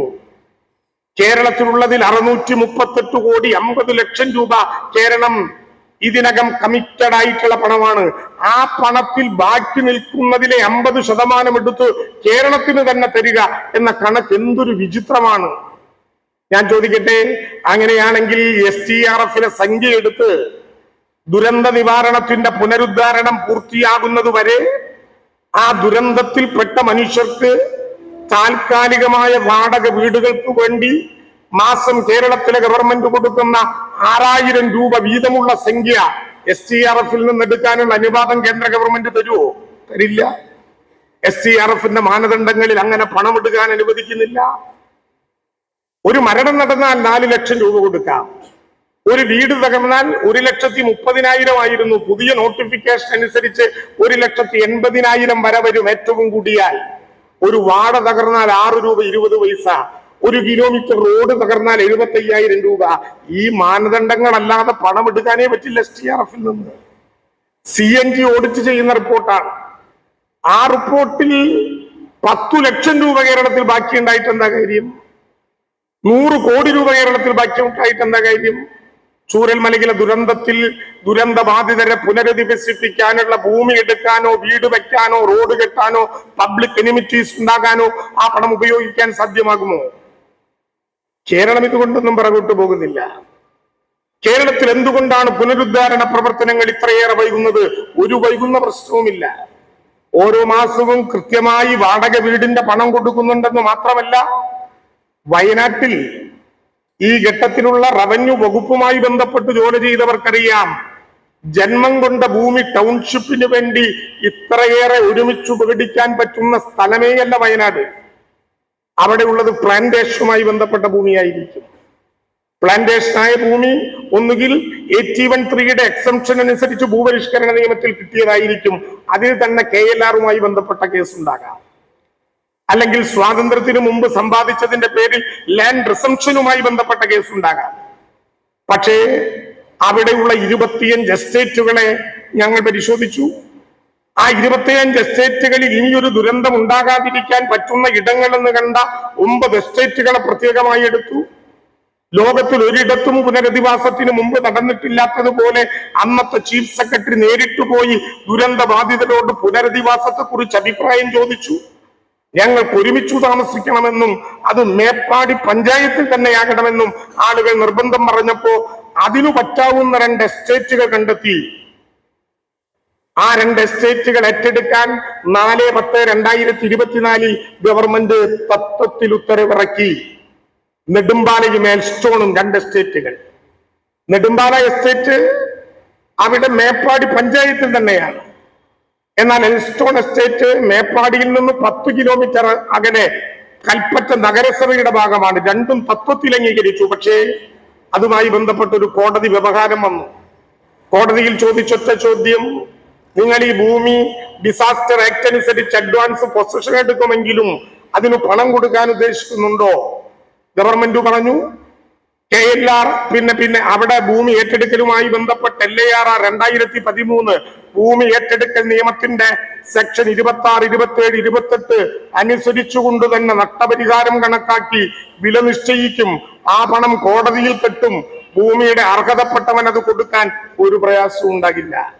ജഡ്ജിമെന്റ് റിസർവ് ചെയ്തിരിക്കുകയാണ്. പറയാൻ പാടില്ല കോടതിയുടെ വിധിയെക്കുറിച്ചെങ്കിലും നാളെ പിന്നെ ഇത്തവണ വെക്കേഷൻ പിരിയുന്നതിന് മുമ്പായി ഒരു പക്ഷേ കോടതി വിധി പറഞ്ഞേക്കാം. ആ വിധി എന്തായാലും കേരളം അംഗീകരിക്കും.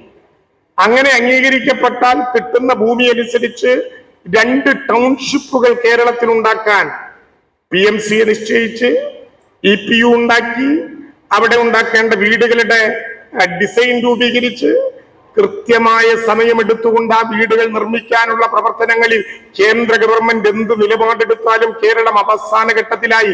ഈ കോടതി വ്യവഹാരം കൂടി കഴിഞ്ഞാൽ സ്വിച്ച് ഇട്ടാൽ ലൈറ്റ് കത്തുന്നത് പോലെ ആ നടപടികളിലേക്ക് പ്രാക്ടിക്കലായി കേരളം കിടക്കുകയാണ്. ഒരു വൈകല്യം ഉണ്ടായിട്ടില്ല. എന്ന് മാത്രമല്ല, ചൂരൽമലയിലെ പുനരധിവാസം ഇന്ത്യ കണ്ട ഏറ്റവും ഒന്നാമത്തെ ലോകം ശ്രദ്ധിക്കപ്പെടുന്ന പുനരധിവാസത്തിന്റെ കേരള മോഡലായി മാറ്റാനുള്ള ശ്രമത്തിലാണ് കേരളം. പക്ഷേ നേരത്തെ സ്വാഗത അധ്യക്ഷ പ്രാസംഗികന്മാർ പറഞ്ഞതുപോലെ നിങ്ങളെ ദ്രോഹിക്കാൻ എങ്ങനെയാണോ കേരളത്തെ കഴുത്തു പിടിച്ചു ഞെരിക്കുന്നത്, ചൂരൽമലയ്ക്കും അവരുടെ അവകാശങ്ങൾ കിട്ടാതിരിക്കാൻ പല വിധത്തിൽ കേരളത്തെ ഒറ്റപ്പെടുത്താനുള്ള ബോധപൂർവമായ ശ്രമങ്ങൾക്ക് കേന്ദ്ര ഗവൺമെന്റ് അറിഞ്ഞുകൊണ്ട് നേതൃത്വപരമായ പങ്കുവഹിക്കുകയാണ്. IMCTയുടെ റിപ്പോർട്ട് വരട്ടെ. ആദ്യത്തെ മാസം പറഞ്ഞു ഇന്റർ മിനിസ്റ്റീരിയൽ സെൻട്രൽ ടീം. ത്രിപുരയിൽ ആ ടീം ഹെലികോപ്റ്ററിൽ നിന്നിറങ്ങി എയർപോർട്ടിലേക്ക് കിടക്കുമ്പോൾ 40 കോടി രൂപ പ്രഖ്യാപിച്ചു ഇൻ അഡ്വാൻസ് അഡീഷണൽ അസിസ്റ്റന്റ്.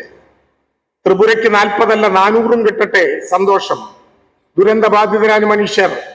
പക്ഷെ IMCT പരിശോധിച്ചു പോയി 5 മാസം കഴിഞ്ഞിട്ട് പോലും കേരളത്തിന്റെ ഗതി എന്താകുമെന്നുള്ളതിനെ കുറിച്ച് നൈസമോളെ കെട്ടിപ്പിടിച്ചുമ്മ വെച്ചു ലോകത്തിന്റെ മുമ്പിൽ ഉയർത്ത കൈ കാണിച്ചു പിടിച്ച ഇന്ത്യയുടെ പ്രധാനമന്ത്രി മുതൽ ഇങ്ങോട്ടുള്ള ഒരു കേന്ദ്ര സർക്കാർ ജനപ്രതിനിധികളും തയ്യാറാകുന്നില്ല എന്നുള്ളത് കേരളത്തിനോടുള്ള ഒടുങ്ങാത്ത ദ്രോഹത്തിന്റെ ഭാഗമായിട്ടാണ്. ഞാൻ ഒരു കാര്യം, കേരള സെക്രട്ടേറിയറ്റ് സ്റ്റാഫ് അസോസിയേഷൻ എന്ന വലിയ പാരമ്പര്യമുള്ള കേരളത്തിലെ സെക്രട്ടേറിയറ്റ് ജീവനക്കാർക്കിടയിൽ നന്മയുടെ അംശം തകർന്നു പോയിട്ടില്ലെന്ന് ചൂണ്ടിക്കാണിക്കാൻ ഞങ്ങൾക്കൊക്കെ കരുത്തു പകരുന്ന ഈ സംഘടനയുടെ സമ്മേളനത്തെ സാക്ഷി നിർത്തിക്കൊണ്ട് പറയട്ടെ, എത്ര വലിയ ദുരന്തമുണ്ടായാലും എങ്ങനെയൊക്കെ കേരളത്തെ ഒറ്റപ്പെടുത്താൻ ശ്രമിച്ചാലും അവസാനത്തെ ദുരന്ത ബാധിതനെ കൂടി പുനരധിവസിപ്പിക്കാതെ വയനാടിന്റെ ചുരമറങ്ങില്ല കേരളത്തിലെ ഗവൺമെന്റ് എന്നുള്ളതിന് കേരള ഗവൺമെന്റ് ഉറപ്പ് ഈ ഘട്ടത്തിൽ നൽകുകയാണ്. നിങ്ങളുമായി ബന്ധപ്പെട്ട പ്രശ്നങ്ങൾ പരിഹരിക്കാവുന്ന ഏറ്റവും വേഗതയിൽ പരിഹരിക്കാനുള്ള പരിശ്രമങ്ങൾക്ക് ഗവൺമെന്റിന്റെ ഭാഗമായി ഇടപെടും എന്ന് നിങ്ങളോട് ഉറപ്പു നൽകുന്നതോടൊപ്പം തന്നെ നിങ്ങളുമായി ബന്ധപ്പെട്ട പ്രത്യക്ഷവും പരോക്ഷവുമായ എല്ലാ സമര പരിപാടികളും ഒരു സംഘടന എന്ന നിലയിൽ നിങ്ങൾക്ക് ചെയ്യേണ്ടി വരുന്നത് ജീവനക്കാരോടുള്ള പ്രതിബദ്ധതയുടെ സ്വാഭാവികമായ ഭാഗമാണെന്ന് തിരിച്ചറിയാനും ഞങ്ങൾക്ക് കഴിയുന്നുണ്ട് എന്നുകൂടി ഓർമ്മപ്പെടുത്തിക്കൊണ്ട് ഈ സമ്മേളനത്തിന് എല്ലാവിധ ഭാവുകങ്ങളും നേരുന്നു. ഒരു കാര്യം കൂടി പറയാതെ പോകുന്നത് ശരിയല്ല, അത് നമ്മുടെ ഫയൽ നീക്കങ്ങളുടെ വേഗതയെ കുറിച്ചാണ്. ഇവിടെ വന്നിരുന്നാലും അത് തന്നെ കേൾക്കേണ്ടി വരുമോ എന്ന് നിങ്ങൾ തോന്നരുത്. ഇന്ന് ഞങ്ങളുടെ ഡിപ്പാർട്ട്മെന്റുമായി ബന്ധപ്പെട്ട് കെട്ടിക്കിടക്കുന്ന ഫയലുകളുടെ ഒരു ലിസ്റ്റ് എടുത്ത് വാങ്ങിയത് ചോക്കാൻ പറ്റാത്ത പരുവത്തിൽ വന്നു നിൽക്കുന്നത് കൊണ്ട്, റവന്യൂ സെക്രട്ടേറിയറ്റ് കഴിഞ്ഞാണ് വരുന്നത് എന്നുള്ളത് കൊണ്ട് പറയുകയാണ്. ഓരോ ഫയലിലും ഓരോ ജീവിതമുണ്ട് എന്ന് നമ്മൾ അങ്ങോട്ടും ഇങ്ങോട്ടും പറയുക മാത്രമല്ല, ആ ജീവിതങ്ങളുടെ തന്മാത്രാ തലത്തിലുള്ള സ്പന്ദനങ്ങളെ തിരിച്ചറിയാൻ ഒരുപക്ഷെ ഒരു ചെറിയ ഒപ്പുകൊണ്ടോ ഒരു ചെറിയ നോട്ടം കൊണ്ടോ നിയമത്തെ നമുക്ക് അനുകൂലമായി വായിക്കുന്നത് കൊണ്ടോ എത്ര പട്ടയ ഫയലുകളാണ് നേരത്തെ നമ്മുടെയൊക്കെ ഘട്ടങ്ങളിൽ കുരുങ്ങി കടന്നിരുന്നത് എന്ന് ഞാൻ ഓർക്കുകയാണ്. പക്ഷേ കഴിഞ്ഞ 30 വർഷമായിട്ട് കടൽ തീരത്ത് താമസിക്കുന്ന ആളുകൾക്ക് പട്ടയമേ നമ്മൾ കൊടുക്കുന്നില്ല. CRZ അല്ല, CRZ മറ്റൊരു വിഷയം. കടൽ തീരത്ത് കൊടുക്കാൻ പറ്റാത്തതിന്റെ കാര്യം ഞങ്ങളുടെ റവന്യൂവും നമ്മുടെ സെക്രട്ടേറിയറ്റും ഒറ്റ ശബ്ദത്തിൽ പറയുന്ന കാര്യം സാറിന് നിയമം അറിയാത്തത് കൊണ്ടാണ്. 64 ചട്ടത്തിലെ 11(2)(5) പ്രകാരം കടൽ പുറമ്പോക്കിന് കൊടുക്കാനേ പാടില്ല എന്ന് നമ്മൾ ചട്ടത്തിലൂടെ പറഞ്ഞു വെച്ചിട്ടുണ്ട്. അതുകൊണ്ട് കൊടുക്കരുത്. ഒരുപാട് കെട്ടിക്കിടക്കുന്നുണ്ട് അവിടെ. ഞങ്ങൾ ആ ചട്ടൊന്നുകൂടി എടുത്ത് നോക്കി മാഷേ. ഇപ്പൊ 11(2)(5) പറഞ്ഞിരിക്കുകയാണ്, കടലിന്റെ ഉയർന്ന തിരമാലയുള്ള സ്ഥലത്തിൽ നിന്ന് 3.017 മീറ്ററിനകത്തുള്ള എല്ലാം കടൽ പുറമ്പോക്കാണ് എന്നുള്ളത് കൊണ്ട് കൊടുക്കരുത്. നമ്മൾ വായിക്കുക അതാണ്. അല്ല ദിലീപേട്ട, നമ്മൾ വായിക്കുക അതാണ്. കടൽ പുറമ്പോക്കിൽ വായിസാറിയിരിക്കുന്നു. കടൽ പുറമ്പോക്കിൽ 3.017 ബ്രാക്കറ്റിലാണ്. ബ്രാക്കറ്റ് നമ്മൾ കാണില്ല. കടലിന്റെ തീരത്ത് കിടക്കുന്ന കടൽ പുറമ്പോക്കിൽ പാടില്ല എന്ന് ചട്ടം പറഞ്ഞിട്ടുണ്ട്. ചട്ടത്തിൽ പറഞ്ഞിട്ടുള്ളത് 3.017 മീറ്ററിനകത്ത് പാടില്ല എന്നാണ്. അതിൽ ചട്ടം പറയാതെ പറയുന്ന ഒരു കാര്യം 3.017 മീറ്ററിന് പുറത്താണെങ്കിൽ കൊടുക്കാം എന്നാണ് പച്ചയ്ക്ക്. അങ്ങനെ വായിക്കാം. നമുക്ക് വായിക്കാൻ ഇത്തിരി പ്രയാസപ്പെടും. പക്ഷെ ഒരു തവണ ഞങ്ങൾ അങ്ങനെ വായിച്ചപ്പോ ഈ കഴിഞ്ഞ 6 മാസക്കാലത്തിനിടയിൽ തിരുവനന്തപുരത്തും കൊല്ലത്തുമായി 1182 മത്സ്യത്തൊഴിലാളികൾ ഭൂമിയുടെ അവകാശികളായി എന്ന യാഥാർത്ഥ്യം ഞാൻ നിങ്ങളെ ഓർമ്മപ്പെടുത്താൻ ഈ അവസ്ഥ ഉപയോഗിക്കുകയാണ്. അപ്പൊ നിയമം തന്നെയാണ്. പക്ഷെ നിയമത്തെ 2 തലയ്ക്ക് വായിക്കാം. ഒന്ന് നമുക്കനുകൂലമായി വായിക്കാം, ഒന്ന് നാട്ടുകാർക്ക് അനുകൂലമായി വായിക്കാം. എന്തായാലും ഒരു കാര്യം ഞാൻ ഉറപ്പിച്ചു പറയാം, ഈ നിയമങ്ങളും ചട്ടങ്ങളും ചെകുത്താനെ ഓടിക്കാൻ കാണിക്കുന്ന കുരിശായി സാധാരണക്കാർക്ക് തോന്നരുത്. ഇത് മനുഷ്യനിർമ്മിതമാണ്. എത്രയോ നിയമങ്ങൾ ഒരു സാധാരണക്കാരനായ മനുഷ്യൻ വരുമ്പോൾ അവനെ പേടിപ്പിക്കാനുള്ള കുരിശല്ല നിയമങ്ങളും ചട്ടങ്ങളും. നിയമങ്ങളും ചട്ടങ്ങളും മനുഷ്യനിർമ്മിതമാണ്.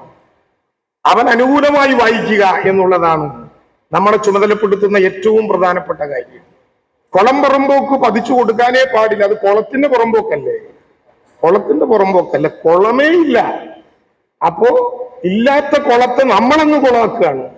ഇല്ലാത്ത കുളം എന്തിനാ പിന്നെ പുറമ്പോക്കായി കിടക്കുന്ന? കുളയില്ല. പക്ഷെ 30 കൊല്ലമായിട്ട് കുളമില്ല. ഇപ്പൊ ഞാനിന്ന് നോക്കുമ്പോ വയനാട്ടിലെ 30 BTR കടൽ തീരം പരശുരാമൻ മഴുവെറിയുന്നതിന് മുമ്പ് എഴുതിയ ആരുമാണ് ഇത് കടൽ തീരമായിട്ട് എഴുതിയിട്ടുള്ളത്. പരശുരാമൻ മഴുവെറിഞ്ഞതിന് ശേഷം അവിടെ കടൽ ഉണ്ടാകാൻ ഒരു സാധ്യതയില്ല. മുപ്പൈനാട് എന്ന് പറഞ്ഞാൽ ആനിറങ്ങിയിട്ട് ഒരു നിവൃത്തിയില്ലാത്തത് കൊണ്ട് ആളുകൾ ഓടി തിരിച്ചു പോരുന്ന സ്ഥലത്ത് അവർക്ക് കടൽ കാണണമെങ്കിൽ ടൂറിന് പോകണം 150 കിലോമീറ്റർ അപ്പുറത്ത്. നമ്മുടെ രേഖയിൽ അങ്ങനെയാണ്. അതിന് ഇനം മാറ്റാം, സെക്രട്ടേറിയറ്റിൽ വന്നാൽ മതി, ഇനം മാറ്റാം. ഇനം മാറ്റുക എന്ന് പറഞ്ഞാൽ അവിടെ ഇങ്ങനെ ഒരു വസ്തുതയേ ഇല്ല എന്ന് പറഞ്ഞ് താഴത്തുള്ളവർ അറ്റസ്റ്റ് ചെയ്ത് സെക്രട്ടേറിയറ്റ് വന്നാൽ ഇവിടെ ഇനം മാറ്റാം. ഇനം മാറ്റി കൊടുക്കുക ഒരു തടസ്സമില്ല അഭിലാഷേ. ഇനം മാറ്റാം, ഇവിടെ തീരുമാനിച്ചാൽ മതി. അവിടെ നിന്ന് സർട്ടിഫിക്കറ്റ് കിട്ടിയിട്ടുണ്ടല്ലോ. ഇനം മാറ്റാൻ ഉള്ള നമ്മുടെ ഫയലുകൾ മൊത്തം തൂക്കി നോക്കിയാൽ ഇവിടെ ഇരിക്കുന്നതിനേക്കാൾ കൂടുതൽ കിലോ ഉണ്ടാകും. ഇവിടെ ഇരിക്കുന്ന ആളുകളുടെ ഭാരത്തേക്കാൾ കൂടുതൽ കിലോ ഐറ്റം ഇനം മാറ്റാനായിട്ട് ഇപ്പൊ നമ്മുടെ സെക്രട്ടേറിയറ്റിൽ ഇരിക്കുന്നു. ഇനം മാറ്റിയാൽ മതി. അപ്പൊ കുളം മാറും, അപ്പൊ കടൽ തീരം മാറും, അപ്പോ പുഴ മാറും. ഇനം മാറണം എന്ന് പറഞ്ഞിരിക്കുകയാണ്. നമ്മളിപ്പോ ഇനം മാറിയാൽ ഈ വകുപ്പ് ഇങ്ങോട്ട് പോകുമോ, ആ വകുപ്പ് ഇങ്ങോട്ട് പോകുമോ, ഈ നിയമം ഇങ്ങോട്ട് പോകുമോ? നമ്മുടെ ഒരു അദാലത്ത് നടത്തിയാൽ അതിനേക്കാൾ രസകരമാണ്. അദാലത്ത് ഫയൽ അവസാനിപ്പിക്കണമെങ്കിൽ സെക്രട്ടേറിയറ്റിൽ നിന്ന് ലാൻഡ് റവന്യൂ കമ്മീഷണറേറ്റിലേക്ക്, കളക്ടറേറ്റിലേക്ക്, താലൂക്കിലേക്ക്, വില്ലേജിലേക്ക്. അപ്പൊ ഇവിടുത്തെ ഫയൽ അവസാനിപ്പിക്കുക എങ്ങനെയാന്ന് വെച്ചാൽ ഇവിടെ നിന്ന് നേരെ താഴത്തേക്ക് ഇറങ്ങും. ഈ ഫയൽ അവസാനിപ്പിച്ചു ഇത് നോക്കാൻ വേണ്ടി താഴത്തേക്ക് ഇറങ്ങും.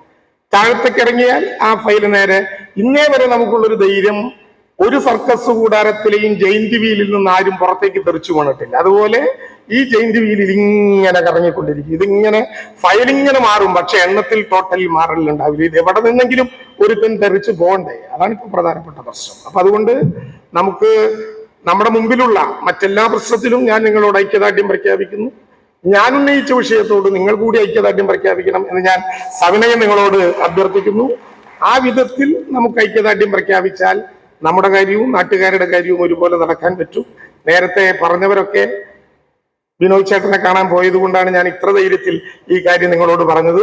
അപ്പോ ആ കാര്യത്തിൽ ഒരു ശ്രദ്ധയുണ്ടാകണം എന്ന് സവിനയം നിങ്ങളോട് അഭ്യർത്ഥിച്ചുകൊണ്ട് എപ്പോഴും സെക്രട്ടേറിയറ്റ് ജീവനക്കാർ ആവശ്യപ്പെടുന്ന എല്ലാ വിഷയങ്ങളിൽ നമ്മുടെ നാട്ടിലെ ഒരു കഥയിലാരോ പറഞ്ഞതുപോലെ 1000 കഴുതകളെക്കാൾ എപ്പോഴും നല്ലത് 10 കുതിരകളാണ്. ആ കുതിരശക്തിയുമായി സെക്രട്ടേറിയറ്റ് സ്റ്റാഫ് അസോസിയേഷന് മുന്നോട്ട് പോകാനാകട്ടെ എന്ന് നിങ്ങളോട് ആശംസിച്ചുകൊണ്ട് എല്ലാ അഭിവാദനങ്ങളും നേരുന്നു. ലാൽസ.